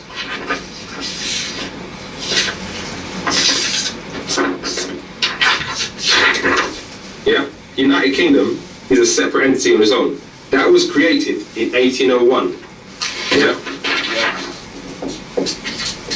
1800 to 1801. Yeah, the United Kingdom. What they done before that, from 1706 up until 1801, it was just Great Britain. Then they said, okay, they said to Ireland, right, we want you to join in this as well. So we're going to form a new thing we call the United Kingdom. That's the story. But really what happened was they had a treaty. Great Britain's got a treaty. Yeah, just like the US has got the Constitution. And as you know, the Constitution, its rules, they don't really like it. Yeah? So same thing with Great Britain. It was too clear cut for the people. And it still had too much in favour of the people. So they wanted to get around it and start all the rubbish that they've been doing since. So to get around it, legally, they made United Kingdom. In 1800, they made an act. The Great Britain Parliament made an act saying we're going to make this thing called the United Kingdom. Just like the US did in 1870, around that time, making the U.S. Yeah, they said they were going to make the United Kingdom. And then this is what all the people are currently under. So all the pieces of legislation and acts since then up to now are under the United Kingdom, and none of them are anything to do with Great Britain really. So if there's tons of different permutations from that, but basically that is in your face evidence that the current United Kingdom government is totally illegitimate. And not only that, it says this in the Treaty of Union. In the Treaty of Union, it says that the Parliament for Great Britain is called the Parliament of Great Britain. Yeah, basically, obviously. In the Parliament, as I said earlier, now is called the Parliament of the United Kingdom of Great Britain. Very similar, but a different entity. And all the acts, like I said, have been under the United Kingdom. Yeah, same thing with the US.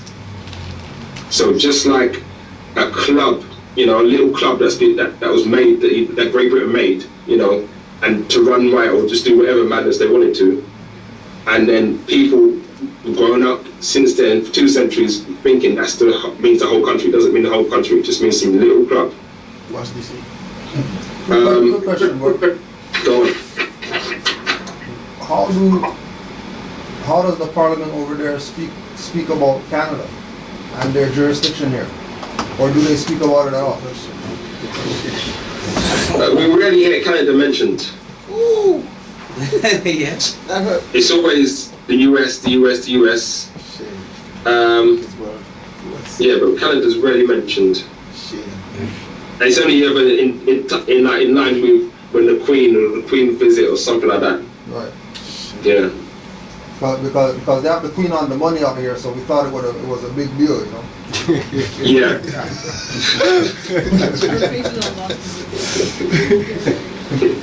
I'm afraid not.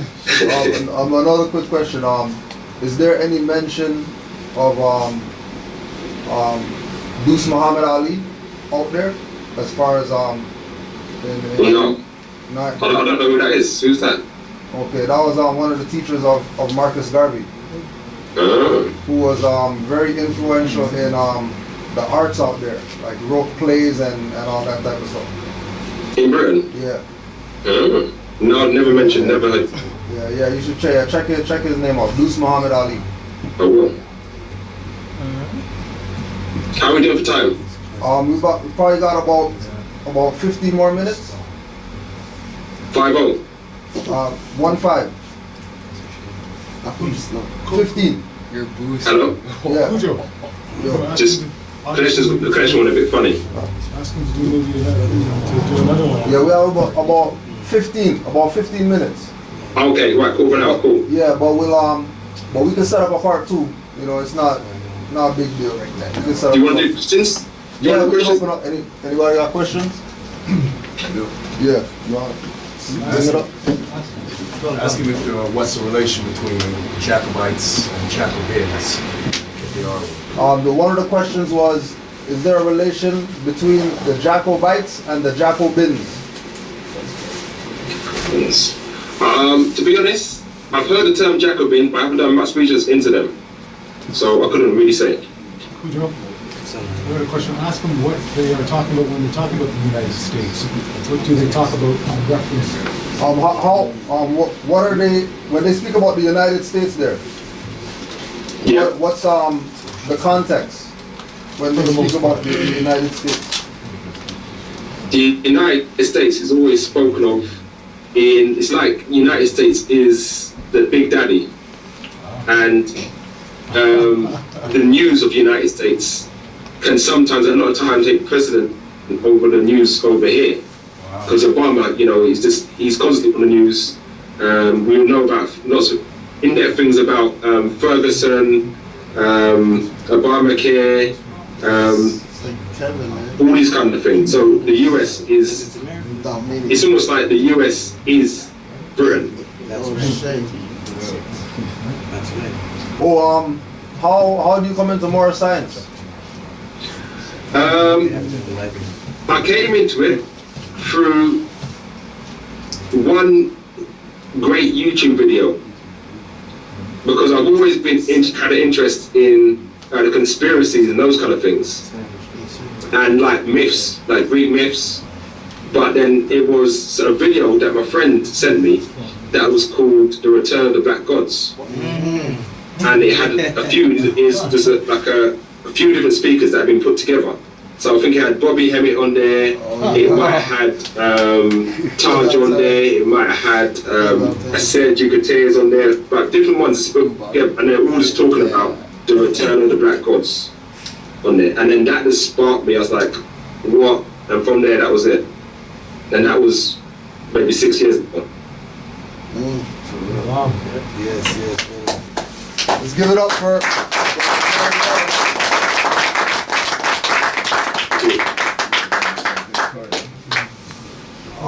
What about you were speaking about, I can't remember the statement that you made, something about the real throne of Scotland, or the real, implying that there's a fake one and a real one? Yeah. There's even a video. I got so much other pictures and stuff. I mean, I was talking, I didn't realize the time had gone. But there's a video that can be found when the current Queen Elizabeth had a coronation. She had a coronation in a place called Westminster Abbey in London, and she was given, it's like the public one, and she was given a crown. But then there's another one which wasn't publicised, but there's a video that you can find online, where she went up to Scotland in a place called Holyrood. And in there, she was all dressed in plain clothes, not even in that the big frilly clothes or anything. And then they took the crown, which is the Scottish crown, the real crown, gave it to her. She held it in her hands, but she didn't put it on. They said a couple of things while she's holding it, and then she gave it back. So she, again, is not the real queen of Scotland / Albion / Britain. She's just the queen of the United Kingdom. And yeah, the real royalty nobility, well, we know who it is, but it's just in like abeyance. I had a question about in reference to Scotland. In CM Bay's Clock of Destiny 2, he mentions that New Scotland, Nova Scotia, is the original Scotland. Could you speak to that? Yeah. Also, I don't know if you looked into it already, but have a look into the Uganda, Idi Amin, and the Kingdom of Buganda, which is the kingdom which preceded Uganda. Because Idi Amin, I don't know if you've seen the film called The Last King of Scotland. Yes. Yeah, that's what that's about. Okay. Wait, Because, like I was saying, with England starting off in America, like you know, everything started in America, slash Morocco, slash the Mexican. And England was just a colony, or East England over here.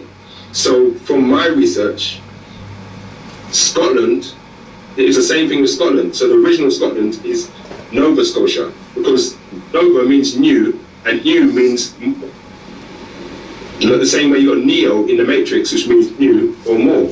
So all this new Scotland, that's more Scotland. And so these are places were just colonies of the real Scotland, or Scotia, in America. And so Buganda as well. I mean, Idi Amin claimed to be the king of Scotland, and he also was very much embroiled with Scottish tradition, and he had his soldiers playing bagpipes and wearing tartans and all different kinds of things. So from my understanding, Uganda, or the kingdom of Buganda, what it really is another outpost of Scotia, Nova Scotia. So you're getting some stuff right there, bro. Thank you.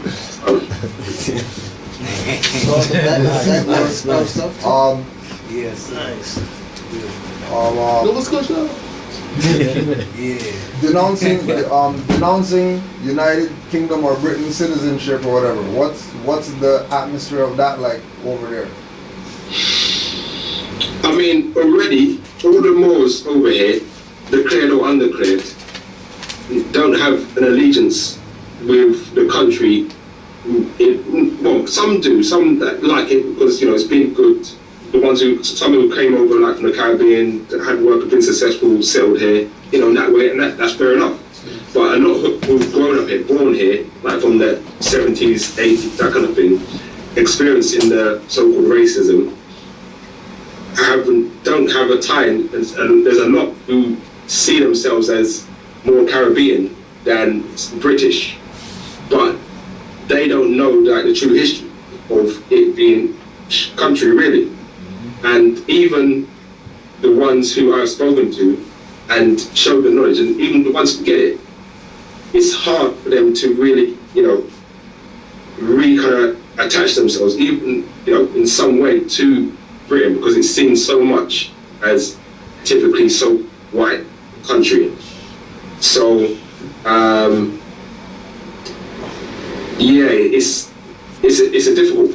I mean, even myself, I have to remind myself constantly that Scotland is Albion, because every day on the news you see something saying Scotland is just the north of the island, and obviously the makeup of the island in terms of complexion is mainly Caucasian. So it can be, unless you actually know, but on that note also, this is one thing I wanted to show with the pictures, but hopefully maybe the second part. There's tons and tons and tons of Moorish architecture and other symbolism right across the country. Tons of Moorish domes everywhere, especially all over the country. There's Moorish domes everywhere. The building I showed you at the start was just tip of the iceberg. Yeah, I was gonna say if you wanna use that as the closeout, you can go through some of those. If you have any stuff there, we could kind of warm up for part 2. Certainly. Let's see.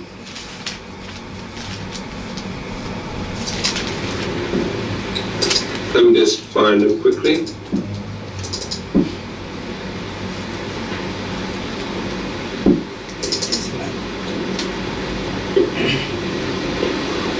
Okay, these are just a few.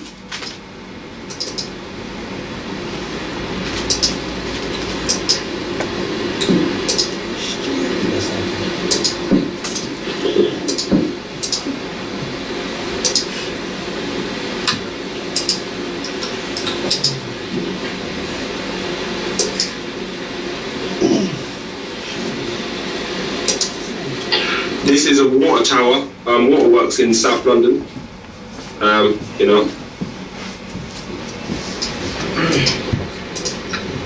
There is, let me show you another waterworks, which is, where's the other one? Oh, this is a memorial site to Prince Albert in Scotland. Yeah, Scotland has got big, proper-sized pyramids as well. There's another waterworks, which you'll find really interesting. No, not there. I'll show you these ones.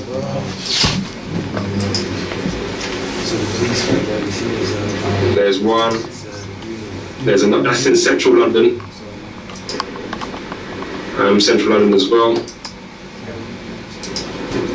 This is in Victoria again. That's the old one I showed you. I want to show you the waterworks because I think if you see the waterworks, you'll be kind of blown away by those.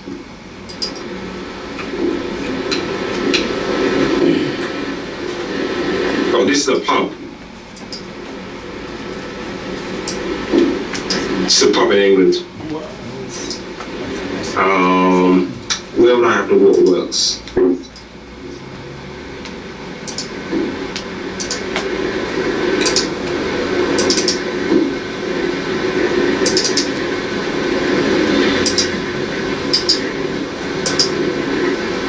This is the outside of another one of the waterworks in London.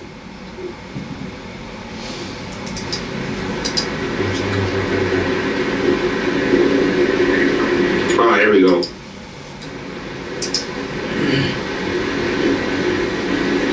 This is the inside of a waterworks called Crossness Water Pumping Station in London. Yeah. Yeah, and there's tons more. And this St. Paul's, you must have seen St. Paul's, I'm guessing. That's St. Paul's Cathedral. That's the area of St. Paul's Cathedral in the City of London. This is the outside of St. Paul's.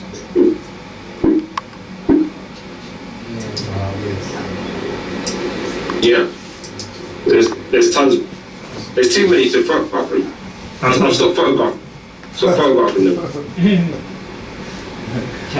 Yo, let's give it up one more time.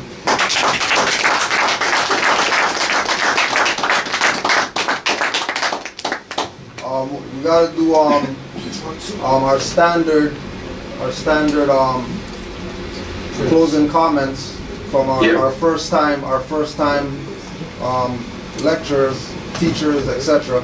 So if you have anything to plug, websites, YouTube pages, whatever it is, places that you might get information that people should check out, as well as some advice for the Moors in Canaanland, since you're also a student and now a teacher with us, just to give us some insight on some things that we should maybe consider with regard to our birthright. Thank you very much. Firstly, to check out more of our stuff. Well, firstly, I done a lecture yesterday covering a lot of this stuff. It was called "This Is Our Homeland Too," and I've made a DVD of that, and that's available on eBay. This Is Our Homeland Too. You can search that. I've got a Facebook page where I put lots of updates, and that's facebook.com/Moorish Culture Classes. And I put lots of updates about all different things that I'm doing.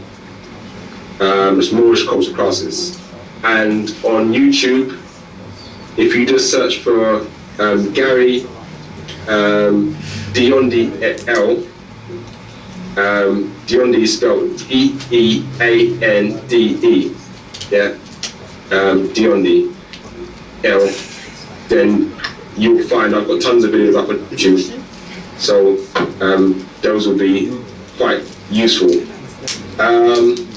In terms of studying more about Moorish history over here, I mean, you obviously know about the books like Ancient and Modern Britons and so on. Those are good. I mean, the annoying thing is there aren't many teachers, lecturers, scholars talking about Moorish history over here, which is one of the main motivations for me starting all the stuff that I've done. Because before I started all the stuff, I had one or two people to talk about this over here. You've got all the freeman stuff, all the so-called European sovereign kind of stuff, that's very big. But in terms of Moorish, there's hardly any. So I can't, apart from that, if you're over here, then you can walk around and you can see all the different Moorish things, like pointing to different cities and stuff like that. If you want to come and visit, a great place to visit is the City of London. Just walk around the City of London. Like I said, you've got Moorgate in the City of London station, and it's got tons of different things, monuments in the City of London, and London especially. Another city in England which is great for Moorish history and Moorish architecture is Bath. There's a town called Bath, which is on the west of England, and that has got tons of Moorish architecture. Well, so that, apart from checking out the stuff that I've got, that would be the only thing I could say really. Come to the country, check out the City of London, check out other towns, you'll see it for yourself. Sorry, just two little more things. One, have you ever been to the library down there yet? In England, in their museum and the library? Yes. Yeah? Well, the British Library is very good. Yeah, I know. Yeah. Well, I wouldn't say that you can join it for free because you need ID and that kind of thing. Yeah. But the British Library is very good. The museum, the British Museum in central London, the British Museum is very good. They've even got an Easter Island head that is right there. Right. And not a fake one, a real one, which they submitted on the plaque that they stole. Yeah, my brother said. Yeah, so and it's got loads of Egyptian monuments in there, and tons of ones from Asia, showing all the Moorish influence or history from Asia. So that's another place. Also, what is the link to the Moorish murders? Because they have a town there called something like that. There is literally hundreds of thousands of different streets and places over here called Moor. Right. We've got 3 national parks, one called Exmoor, one called Dartmoor. We've got an area called Westmoreland, a very large area.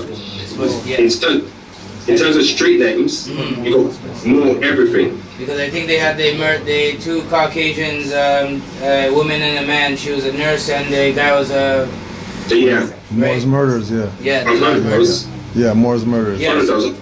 I never looked into them in terms of being related to Moors. So Yeah, well, because it said the Moors, and I put it in and, you know, looked it up and things like that. I was looking to the relation to the name of such. I think it was Yeah. because of I think land. that was because Land, it took place on a certain place land. called Exmoor, Yeah. which is one of the names. Yeah. But it might have other hidden meanings too. So Right. you never know. Yeah, I was looking into it, but I never really got that far as yet. Yeah. Okay. All right. Well, thank you. No problem. Thank you. Islam, brother. Islam. All right, Mark. And also, too, I'm going to connect you with Brother Sheldon L from Germany. Right. That'll be another brother. I'll send you his contact, so you Yeah. can reach out to him. That'll be another brother for you to deal with to get some more insight. That'll be good. Another thing. What did I take?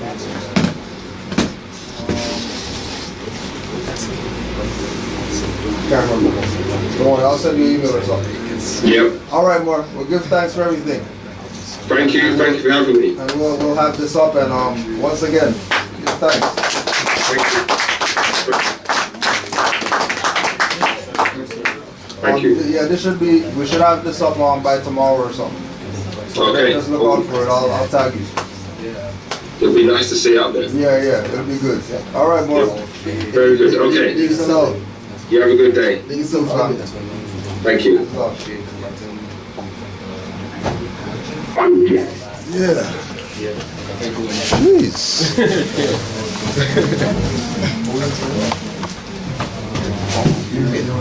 Oh, so. You hear that light? Light. Camera? Follow. Follow. There it is.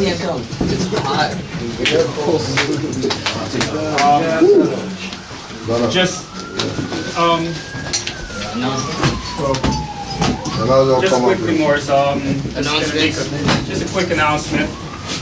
I'm seeing some things, and I just want to make sure that we are on the same page. Let me get the package quickly. Now, in regards to the I said I give you a nationality card there and a police card. Okay. In regards to the package, what I have to, I exhaust saying this, but I still have to keep doing it. These packages are for studying, period. Yes, in it there's a form that you fill out. This form gets handed in for the temple, and this is basically for us to know who's a member of the temple. That way, I give out a verification paperwork stating that you are a member of the temple. But what I have to exhaust, as I just mentioned, is that this is for studying. What you're going to need is you're going to need dictionaries, you're going to need encyclopedias, Black's Law Dictionary, unabridged dictionaries as old as you can get, and you're going to need encyclopedias as well. You're going to need atlases as well. Gotta study. That's the main thing that I have to get across, is that, yeah, you filled it out, but do you know what you filled out? Yes, sir. Yes, sir. That's it. You feel what I'm saying? It's not a matter that, because we fill out things every day. And what gets us jammed up is that we filled it out. Okay, then what? Because then we're gonna go back and it's like, I didn't know that. But as a Moor, as the great I am, is I know now. Because it's on you. And I always say that, is that it's not a matter that another Moor is not gonna assist you, but they can't and we can't do it for you. I can't do it for you. I mean, heck, if all y'all call me in one day, it's not happening. I'm not gonna answer the phone, I can't. But this is for studying. So, as I said, you need to get your unabridged dictionary, Black's Law Dictionary, need to get an atlas as old as possible, get as many encyclopedias as possible. Like for instance, I have a library of over maybe 800 books. And 50 of those books are at least 100 years old. Because I went out and I went searching because I love studying. Trust me, I don't know about y'all, but I love studying. So This package, okay, so in this package, it also has a nationality card. It's just a card, right? It's a piece of cardboard, but it's the information on it that gets you to start studying on it. Also, there's a dues card in here. And what we ask to keep the temple running in regards to paying rent, in regards to getting more documents and paperwork and whatnot, is to help us out, to assist the government to build. And that's all it goes for. Anything extra, we put it towards whatever else we need to put it towards. We also have some products that we're for fundraising, for selling. We have some creams, we have some glasses, some herbal products as well too. We also have t-shirts. As you can see on the walls, we have the books and we have DVDs. What we also have, and it's kind of it kind of irks me a little, but I have about over 200 dictionaries in here right now that we've been asking if you all want one for 20 notes, but we're going to be giving them away soon, and they're still here. And we know there's a lot of Moors that don't have dictionaries, and we have a lot of them, and they're still here. Shouldn't be here still. They should be gone. Should have 3 of them each, that way you could distinguish between one particular word, 3 different meanings in terms of the longevity of it, when it came from, where it came from, whatnot. So, as I said, I would like to see them gone. Can't keep them here anymore because I want to bring in some more. I have more that I want to bring in. So get back to me after. But as I said, if you can, pick up a dues card and pick up the nationality card. This, as I said, this is the cardboard one. If you want the more up-to-date one, do I have it on me? It's this one. This one comes from RV Bay Publications. This is a more official one. If you're out there in the world and you want to show documentation, this could be shown to them. So speak to myself or Cujo or any Moors that have one, that they will help you out with it. But I send this out once a month to get. Did you bring a picture, by the way? Yes, sir. Oh. You did? Okay, all right. Okay. So anyway, so yeah, as I said, I really want to push this on y'all in regards to what the package is made for. It's made for, yes, to fill out the application form.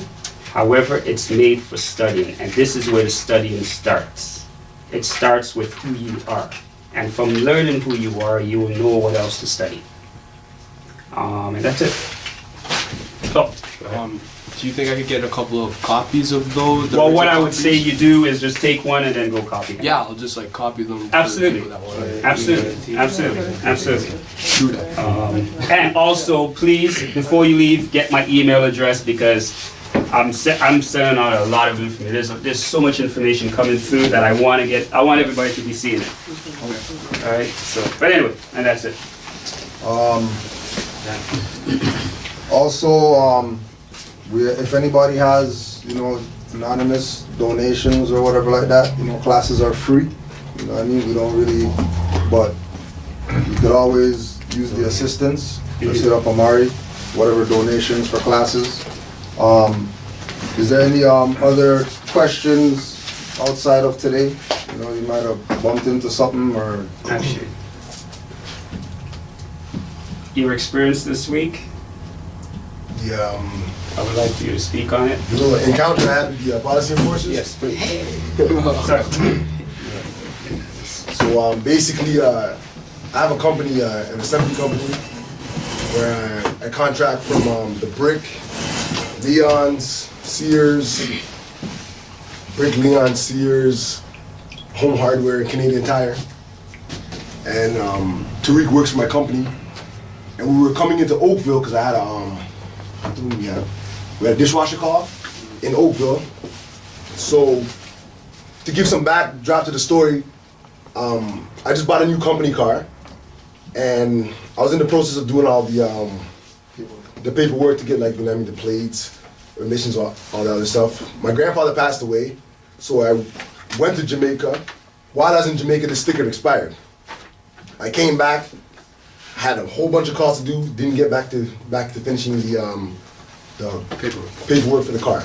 Anyway, so I'm coming off the highway, and I'm looking left and right, and I see Oakville policy enforcer like coming down the road, and I'm like, man, he's gonna try to come up on me, he's gonna, you know what I mean, he's gonna try to pull me over, and I'm like, yeah, I'm gonna have to go through the nonsense. So Tariq is sleeping, because it was a long day, so he's sleeping, so I'm nudging him, I'm like, yo, listen, wake up. Anyways. Don't sleep. Because I knew it was about to go down. Anyway, so when I pull off the highway now, there's a gas station, a Tim Hortons, Subway, Wendy's, all these different stores, and a parking lot. So I'm like, you know what, I'm gonna pull into the parking lot before he has a chance to come up and activate his emergency lights. Because I know he's gonna come and strike to put the highway traffic act on me. But if I'm in a parking lot, a private parking lot, the highway traffic acts won't apply to me. So I pull into the, so he comes up onto me on the road now, and I'm like, oh, I'm fucking my turn. I ain't even waiting for this guy. So I make my 2 right turns, and boom, I'm in the parking lot. I'm like, okay, I'm in a private parking lot now. Obviously, the policy enforcers, they don't study law. They don't even understand their own acts that they're supposed to be enforcing. So I pull in now, and I'm nudging Tariq because he's still sleeping. I'm like, get up, man. It's about to go down. Because I know, because now he's on my backside, right? So I'm like, okay. So he activates his emergency lights, which is meant for an emergency, right? So I'm like, okay, here we go. So I pull into a parking space to make it even worse. I pull into a parking space now. He rolls up on me now, and he's like, license, insurance, registration. And I'm like, what do you need those for? I'm in a parking lot. He's like,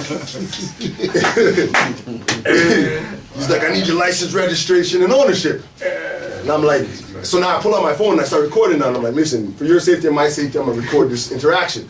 He's like, that's fine, just give me your license, registration, and ownership. I'm like, listen, we're working, we got calls to do, so out of courtesy, I'm gonna give you the ownership and the registration to the company vehicle. So he takes it and looks at me, he's like, where's your license? And I said, like I said, out of courtesy, I'm gonna give you the ownership so we can speed this up. You know what I mean? I don't want him thinking like, oh, I stole the car, I have a pay for it, whatever. So I'm like, yo, let's speed this up.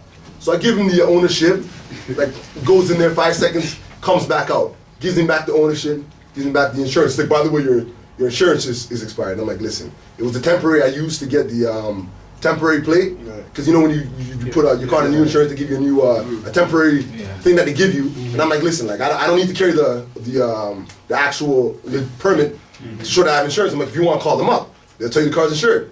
So anyways, he gives me back the information now. And he's like, I need your driver's license. I was like, listen, I'm not driving first and foremost. I'm in a parking lot. What do you need my driver's license for? He's like, on the Highway Traffic Act. I'm like, whoa, I'm in a parking lot. I'm not in the highway. I'm not on the highway. I'm not on public roads. I'm in a parking lot. So the Highway Traffic Act doesn't apply to me. He's starting to get red, right? And I'm like, yo, Tariq, it's about to go down. I wasn't ready for that. So he backs up now. He starts radioing in now. He's like, oh, blah, blah, blah, naming all these codes now, right? And like, yo, I'm talking within like 30 seconds, man. Like 6 squad cars roll up. Wow. And I'm like, yo, Tariq, take my phone. Because I'm Oakville. Yeah, Oakville. So I pass my phone over to Tariq. I'm like, yo, they're about to drag me out of this car. Because the first officer rolls up, policy enforcer, I stand corrected, policy enforcer, he rolls up, excuse my language, he's like, yo, get the fuck out of the car. He's like, get the fuck out of the car now. I'm like, whoa. I'm like, yo, listen, man. I'm like, first of all, don't come up talking to me. And I mean, like you have authority over me. You know what I mean? I'm like, yo, when you talk to me with respect. I'm like, I ain't disrespecting you guys personally, so talk to me with respect. And then he starts like rolling his eyes, like, get him the fuck out of the car. The car door is locked and my window's down just a little bit, just so they can't say, oh, I can't hear you, right? So I begin to reiterate, I'm like, listen, guys, I'm not driving. The Highway Act does not apply to me if I'm in a parking lot. And I'm not trying to shoot off, like Tariq, obviously Tariq is fresh in this, right? So he's shooting off, I can't he's naming all these other things. I'm like, listen, it doesn't work. It don't work. Tariq said, no, he's a national, we're this, we're that. And I'm like, yo, Tariq, just cut it. I'm like, just cut it. They don't know what the hell we're talking about. It doesn't make any sense. It doesn't make any sense we try to bring that to them right now. So basically, I know that what they know, supposed to know anyway, through and through, is their policies. And their statutes and their acts. So I'm telling Tariq, I'm like, yo, let's just deal with what they know. I'm like, listen, first of all, I'm not driving because I'm in a parking lot. The car is stopped, the key is not in the ignition. So so you can't come and say, oh, the vehicle's being operated because the keys is outside the ignition. Absolutely. Right? So I'm just using my head on them, using what they know. Then he's like, I'm like, yo, I'm not driving, but these guys won't even give me the opportunity to explain to them. I'm like, listen, guys, I'm like, yo, you guys need to take a breath and realize I'm not driving. Because you guys are about to do some nonsense that's going to get you guys hot water later on because I'm not driving. I'm in a private parking lot. I'm not on the highway, so it doesn't apply to me. But obviously, they're looking at two young brothers, you know what I mean? Since I own the company, my dress code is casual. I tell Tariq, wherever the hell you want to wear, as long as it looks decent, I wear what I want to wear. I own the company, so we don't have to worry about anybody saying anything, right? So obviously, we're dressed casual. We look like young brothers. So they think that, yo, this guy must be some type of dope dealer. Yeah. He must have 7 warrants out for his arrest. So these guys are like, yo, we hit the jackpot. Long story short, one of the sergeants or whatever rolls up, and they're like, yo, smash out the fucking window. Excuse my language again. I'm like, what? What do you mean smash out the window? Yo, listen, within like 10 seconds, shit got real. Dude grabbed my window, tore out my window, like shattered my window, reached in the car, unlocked the car, dragged me out. This is on video if you guys want me to play it for you. Dragged me out the car. They dragged me out the car, threw me on top of my trunk, and now they're like wringing my arms, and I'm like, cause I know it's being recorded, so I'm adding an effect here, so I'm screaming. I'm like, yo, they're great. So I'm screaming, they're trying to twist on my arm. No, they're twisting his arm. Yo, they're like bending it all the way up. Long story short, so now they're bringing me, and then they're trying to get me to identify myself, right? Obviously, you know what I mean? I know they don't know nothing, right? So I'm not gonna get into nothing. So I'm just telling them, listen, I'm not obligated to identify myself based on the fact that I'm not driving. You see what I'm saying? So you're because a driver needs to identify themselves based on their action. They need to identify themselves. They're operating a motor vehicle. If a policy enforcer asks for their identification, they have to identify themselves as a registered driver. And I'm like, I'm not doing none of the sort, so I'm not obligated to identify myself. Anyways, he throws me in the car now. Throws me in the squad car, and now these guys are like carrying through my car. I'm like, yo, they're going through my car. They're pulling up different things. I had a computer that I used to like check codes on my car because I went to school for automotive technician. So I do my own work. So I had a computer. So he pulls out the computer. He's like, look what I found. This guy's an idiot, man. Then I had a friend of mine. She went to Dominica, and she brought back some some clay. She brought back some clay that you use for your skin, to smoothen your skin. So but it's in a blue Ziploc bag, right? So she finds the blue Ziploc bag. He's like, guys, we got one. I'm like, yo, this guy's retarded. I'm like, here we go. So anyways, long story short, he comes back in the car, and I have Tariq film me. Obviously, Tariq is still flailing from the mouth, telling these guys shit that they don't understand. Yo, they're getting my face hard. And they're looking for a reason to put some cuffs on Tariq. So now they're in his face and they're really trying to pressure him to like make some type of move. And they're like, why are you getting so aggressive? And Tariq's trying to get away. Anyways, long story short, they go into now they're inside Tariq's bags inside the car now. Wow. Now this is all. Now that's how I got identified. They're illegally searching my car, whatever. Anyways, my wife, she lost her bank card in the car. Tariq found the bank card. And he put it in his wallet thinking it was his bank card. So now they go in his wallet and they're like, oh, this is not your card. So they slap cuffs on him saying he stole someone's bank card. Anyway, long story short. Man, this is beautiful. This is beautiful. So now I'm like, okay, they're gonna take me in because I'm not identifying myself. I'm like, yo, I'm sticking with it. I'm not identifying myself. I'm like, you guys can take me in, whatever. So I'm telling them, I'm like, listen, let me call someone to pick up my car. They're like, no, you want to be a dick. We're going to tow your car. I'm like, tow my car? It's in a parking lot. I'm like, if my car was on the side of the road, I'd understand why you guys need to tow the car. It's parked in a parking space. I'm like, let me call someone to pick up the car. They're like, no, we're towing it. I'm like, all right, whatever. Because I'm like, everything they do, I'm just adding on. Schedule fee, you guys are going to have to pay for the impound fee. You got to pay for that damn window because obviously they're messed up. Yeah. So anyways, they take me into the, they end up finding my wallet with my identification there, right? And they come up, they're like, oh, so why didn't you just give us this in the beginning? I'm like, I didn't need to. And he's like, so is this you? And I'm like, listen, I'm not identifying myself. I don't care what you found. I don't care what name you want to call out. I'm not identifying myself. I'm not going to allow them to say, oh, now we have you. We know who you are. So I didn't say anything. So they bring me in. And now these guys are starting to like they're starting to look worried, right? Because they're like, yo, we didn't find nothing in the damn car. Yo, we just ran the name and the IDs. There's no issues, there's no warrants, there's no nothing. So now they're scratching their heads like, what the hell didn't this guy just tell us who he was? We could avoid all this. But I'm thinking, yo, this is perfect. I'm like, yo, give me a reason to exercise a little bit. You know what I mean? So now we go into the police station, and they're like, oh, we're gonna keep you here, blah blah blah. I'm like, yo, listen, keep me here for as long as you feel like you can keep me here. You know what I mean? So they whatever, they try to book me, but I wouldn't identify myself. So they didn't know what to do, so they threw me in the cell. Tariq comes in now, and I'm like, what the hell is Tariq here for? Because when I was in the car, I didn't realize that they found my girl's ID and tried to make it look like he was trying to run some type of fraud. So I'm like, why the hell is Tariq here? Because I'm thinking like, man, please tell me this guy saved my car. So They wouldn't even let me take it. So Tariq's now in the cell across from me, and I'm like, yo, what the hell is going on? So anyways, they keep coming to my cell trying to call me by my straw name. And I'm not replying to these guys. I'm just acting like I ain't hearing shit. Because I'm like, yo, however long you guys want to keep me here, keep me here. Because I'm thinking it's $100 grand for every hour I'm here, man. I'm like, yo, this is adding up. So anyways, so like 4 hours later now, they're like, oh, straw man. I'm not saying nothing. They're like, straw man, we're gonna release you. I'm like, whatever. They released him before me. So now they come and they're trying to they're getting ready to sign me out, and they're like, now because they're like, oh, you think you know law, but I didn't say nothing about law other than the fact that I was in the parking lot. I didn't need to identify myself because I wasn't driving. So they're like, because he was screaming all this nonsense that they didn't understand. So while they're releasing me now and they're trying to get me to sign or whatnot, and before I even, like, some backstory with me, like, I grew up in the nation of gods of earth, right? So I spent 10 years in the nation of gods of earth, getting 120, whatnot. So I kind of had like certain understandings of how certain things work. So I like mentally, I already knew what's up. I'm like, yo, these guys are dumb. You know what I mean? We're about to make something real nice out of this. So now they're trying to get me to, like, for instance, like in the nation of gods of earth, we study words. You know what I mean? Some of us, we study words, right? So I understand that when they're asking me if I understand something, they're asking me if I'm standing under their authority, right? So they keep asking me, do you understand your charges? I'm like, no. And they're like, what do you mean you don't understand?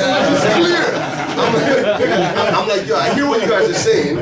I hear everything you guys are saying.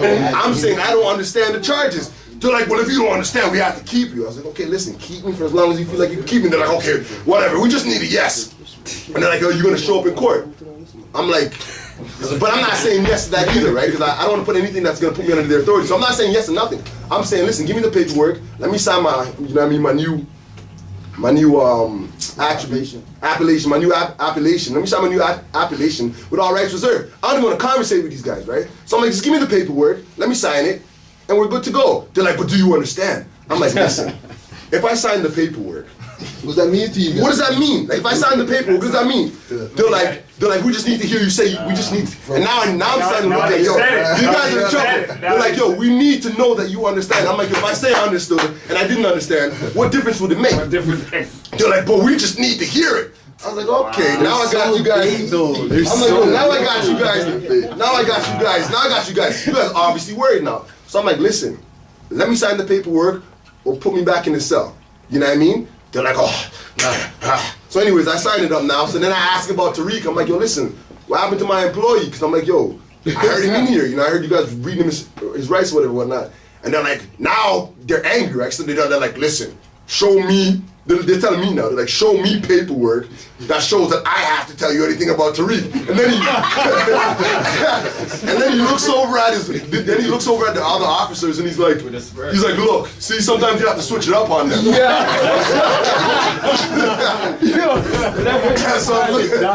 I'm looking at the guy, I'm like, what? He's like, yeah, you know, sometimes you gotta switch it up on these guys that think they know law. Those guys are down. I was like, okay, whatever. So anyways, I signed the all rights reserved.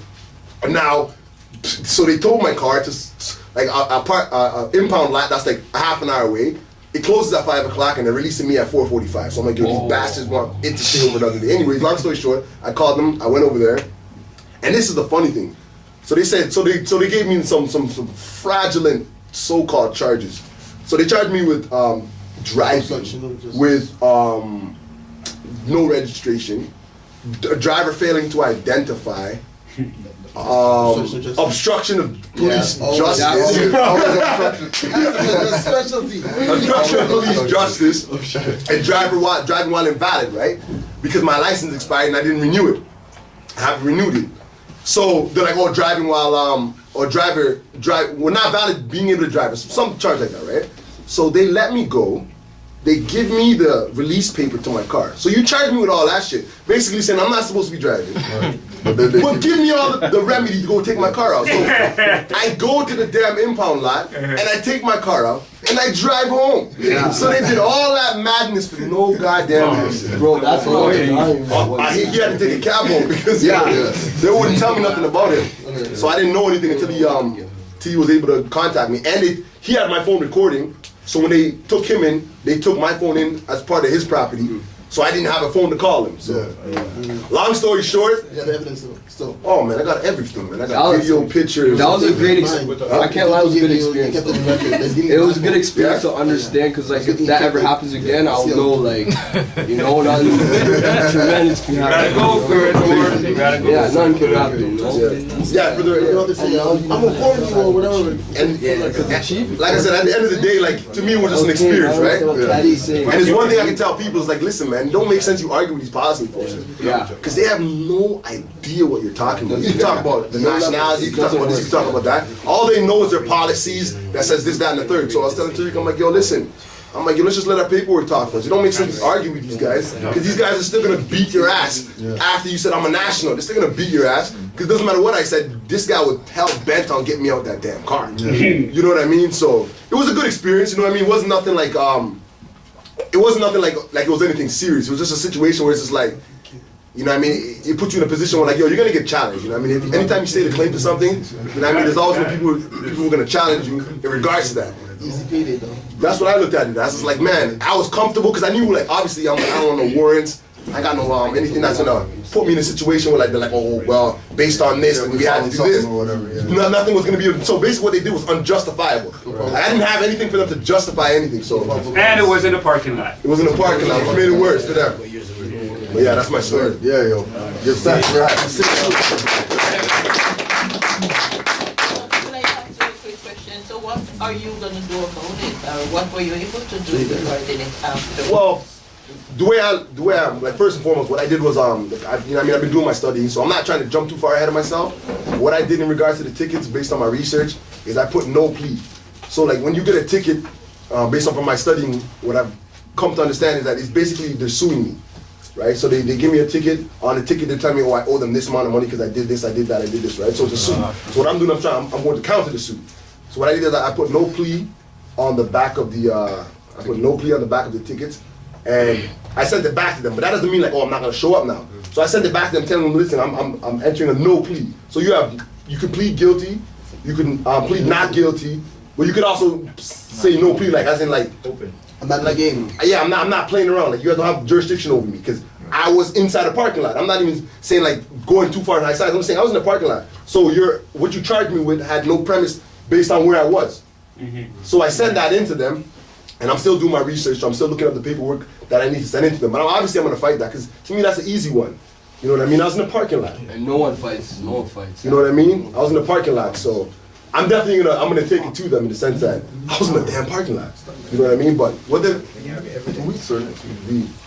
So, excuse me, did they break your car window? they smashed it out, like tore it out, shattered it. Aren't they supposed to fix that? Of course they Oh, are. as I said, that's where everything comes in. That's where that's the steps that you start taking to go against them now. Impound, like remember, everyone that was there in the parking lot, including the stores, including gas station, whoever that was there, and they did not come to his assistance as public, they're all going to be held liable now. So he could go after everybody in the parking lot. Right? So, in a sense, what it is. Hey guys, you guys get the cut. But then remember, keep in mind too that payday supposed to be in gold and silver. Yes. Yes. which they don't have. They don't have. So the real payday is regaining your right back. Yeah. Right? The real payday is your countersuit is suing because they violated your right, Exactly. Not for the because money or whatever like that. And then we have a Right? contract in regards to our nationality. They denationalized him. Right? Yes, Tariq was saying, yeah, I'm a national, I'm whatever, right? But them not knowing, ignorance of the law is no excuse. Period. So And then- do we have a national, like a more lawyer to represent? Oh, yeah, cases like yeah, this? Right. So that's why we are I Islam. need someone to go down in. That's why we are Islam. That's why you study. That's exactly it. Self-study. I'm going. That's why you study. You know you have to be bondable before you go. No, into the No, court. no, you don't. You Doesn't have apply to you us. need a bond. No, you don't. No, you don't. Because we're not corporate wards. No, you don't. So once you take the position of saying, I want that guy to represent me, You right? become Even if he has a fez on and he's a national, you do the same thing like what they did. You denationalize yourself because we should be doing that for ourselves. We're not supposed to be subordinate minded. We're not supposed to be minorities mentally. Only minors gonna go hire somebody to go do whatever for them. You know what I mean? Only minors do that. Yes, it's. In that sense, wouldn't you be talking about Congress, like the people who represent you? Say that again? In that sense, wouldn't you be talking about Congress, the people who are supposed to represent you? Should you fall into that trap? No, the real representation is your nation. The real representation is that you're a national. Okay. So if I guarantee that the individuals who stopped him were Europeans, which means that that's diversity of citizenship, which means that they don't have any jurisdiction to even pull the glass out. But they're the ones with badge guns or whatever. They're gonna do what they do because like we say, we don't call them police officer or whatever like that. We call them what they are: mercenaries, criminals, highwaymen, inquisitionists, pirates. Because as soon as you start calling them police officer and stuff like that, you give them the authority to pull your glass out, shoot you 50 times, whatever they want to do. Like, so to add to what Cujo was saying, is I had an experience 3 weeks ago when I went down to New York territory. A year ago, I got held up by them, but for hours. They didn't let me through. They basically said, no, you can't come through. I went down there 2-3 weeks ago, and they were apologizing to me for not letting me through. Now, here's the kicker. They didn't call me by the straw. They addressed me by my nationality. I had a straw passport with me. And they're apologizing to me. So, in essence, it's not a matter, as Cujo stated, that we want the money or whatever. Is that they know who you are already. The problem is, do you know?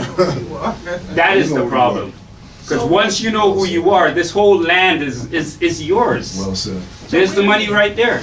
When he was saying identify yourself, if he had taken out his nationality card and show it to them, would they have just squashed it? Okay, but remember, they're de facto. They don't know shit. Yeah, they wouldn't even recognize it. So excuse my language. And then too, remember that the jurisdiction that he was in, it's not familiar. Yes. To what we're doing. Exactly. So you know what I mean? Like Brampton, he's been in Brampton, or he went to court. These-more's been in Brampton, whatever. These-more's been in Mississauga court, whatever like that. Toronto, they already know who we are here. Oakville, whatever. That's new territory. If you will. You know what I mean? So it's something where you're the first. It's something where we can't get caught up in the abuses all the time. We can't get caught up all the time in, they did whatever to me and then they did this and are they gonna whatever and are they this and are they that, because they're foreigners here, right? The fact that they're a foreigner, Pilgrims. right? Like what the brother saying that he went through, right? There's Moors that have nationality cards that been through worse than what he went through. But, you know, at the end of everything, all their charges disappear, all their parole, called PO and all that type of stuff disappear, right? They don't have to deal with the issue anymore because, just like what he was saying, I'm not giving you nothing. Yeah, well, you know, we're gonna do whatever. I'm not giving you nothing. Well, you know, we're gonna take you down there and we're gonna do, well, I'm not giving you nothing. Once they see that you have some conviction in what your position is, then, you know, what are they gonna do? Yeah, what are they gonna do? Are they really gonna go as far as they wanna go, or are they gonna say, you know what? Just leave this guy alone. Let's go out there, pull over some idiot who doesn't know about themselves or whatever. You know, because remember, if he did something so criminal, why let him go? Let him sign papers. Let him go by himself. Let me on his own recognizance. Let him go get the same. Right? Same car The same thing. That they were just telling him now you can't drive, whatever like that stuff suspended. But then you're gonna give him the paper to make him go pick it up for himself and then drive home with the broken glass. Yep. So with no escort, nothing like that. No, make sure that not calling you, tell them don't let call. Not like you know what I mean. We have to look at things differently. We have to look at things with a more open mind, because they gave him his stuff back after they told him that he can't drive and he's violating this. He doesn't have insurance. He doesn't have blah blah blah. He doesn't have whatever. But they're gonna give him a paper to go pick up the same car that they just told me I couldn't, whatever, and then let him drive on top of that. on the license that they gave him a ticket to say that he's suspended. And on top of that, since my license was expired, they took the license. And this is just to let you know that when people, you think you own, they see your license is not licensed.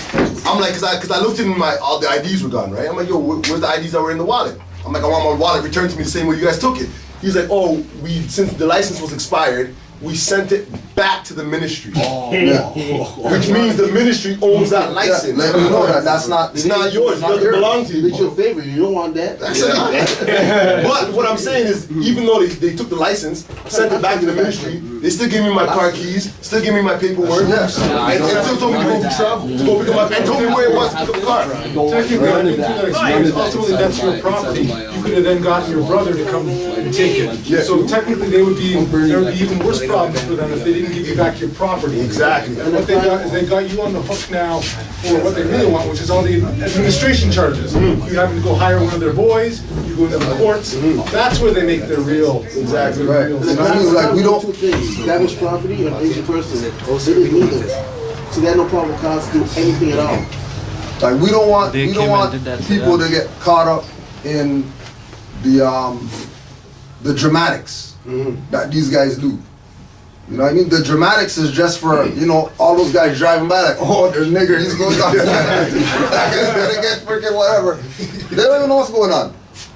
You know what I mean? All those people who are around looking or whatever, they're just like, whew, this guy's gonna get it. Like seeing the sun cops or whatever. Yeah. That's their mentality about what's going on. They don't know that he got let go. They gave him his keys back to go drive home and all that stuff. Yeah, they think he's in the cell still, like, yo, I wonder what happened to that guy, you know? He's probably rotten in there or whatever like that. They don't even know what's going on, you know? What I will say is when I went back the next day to like take pictures and look to see if I can get the videotapes that are pointing in the parking lot, like, yo, people were looking at me and tweeting like, yo, how the hell are these guys back here? It was the very next day. Right. You know what I mean? Back in the same car. You know what I mean? So people are giving us this weird look like how the hell are these guys out? You know what I mean? So But you're one of the European enclaves. Yeah, I mean, that's Clantown. Oakville, he's the murder crosses back there. You gotta also measure how much trouble you're gonna go to try and get something back from someone who can't give you back anything. Right now I'm fighting a red light camera. I've spent 400 energy notes or whatever. The ticket was probably 200.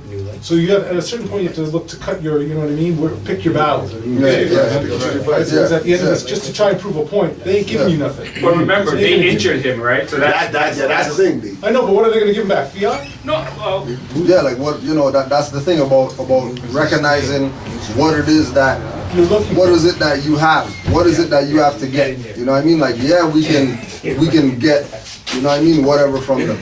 But really what it is that we want is we want our right to be left alone. Exactly. We don't want you know what I mean? What you want is the next want time our they pull up right. on you, they say, okay. They say, oh, that's Yeah, the guy. you better Oh, leave leave that that guy alone. That's what I'm we looking want. for. I'm looking for that recognition. Right. Next time you see me driving my kufi or my fence, you keep driving. Yeah. Drive right by me. It's not worth the And trouble. then that's another thing too. That like if you check you know the pattern, even though Moors are you know they got corporate jobs, blah blah blah whatever, they still exercise in their national at least attire. For that same reason that they're not looked at like, oh, that guy, I don't know, he might be whatever like that. You know what I mean? Even like with Omar, like you have the Circle 7 medallion or something like that, or you know you have fez on, or you know, but not the regular average, you know what I mean, attire like anybody else, so that they don't pick you out as just being another guy that they could come take advantage of or whatever. You know what I mean? That's just generally, just you know, in coming into the info, that we recognize the power of people seeing us from way down there and knowing that, oh, that guy, leave that guy alone down there. His energy, I feel him from here. Leave them alone. You know what I mean? But it's you know, and also too, it's all those things, their experiences are lessons. Yeah, You know what I exactly. mean? And that's really what it's about. Experiencing certain things so you can get some, you know what I mean? Some strength to keep walking. Even yesterday, I came here to drop this standoff, and I placed my conveyance right at the front, right there, and came back out, and then I came back out, and the brother was writing me a ticket. I came, I said, oh, I'm sorry, I'm about to move. He says, well, I'm gonna write it anyway. I said, well, I'm here from the Moorish Science of America. He says, you're from in there? I was like, yeah. He's like, okay, all right, okay, bye. Ripped and left. Oh. I said, I'm coming out from the Moorish Science Temple of America. That's all I said. I didn't say, oh, please don't give me no ticket. I don't have a ticket, whatever. But ripped and drove off. Which you know the pattern. Once they print, they don't rip up the stuff. Right here. They don't rip the stuff after they print. Once they print, they say sorry. You know what I mean? Jump in their car printer and they're gone. Ripped. Right? They can't rip it because you know it's already printed or whatever. That's all for suckers, man. Right? All for shit. Right? I will get you Anyway, something. Right? So if that's it, Islam to all the Moors. We'll just do our closeout. And it looks like Amari's rides here and stuff, so we're probably gonna be out of here ASAP. Now, yeah. 5 on the left, 2 on the right. Allah, the Father of the universe. Allah, the Father of the universe. Father of love. Father of love. Truth. Peace. Freedom. And justice. Allah is my protector. Allah is my protector. My guide. And my salvation. By night. And by day. To his holy prophet. Noble Jew Ali. Islam. Ashe. Rome fell. Must fall.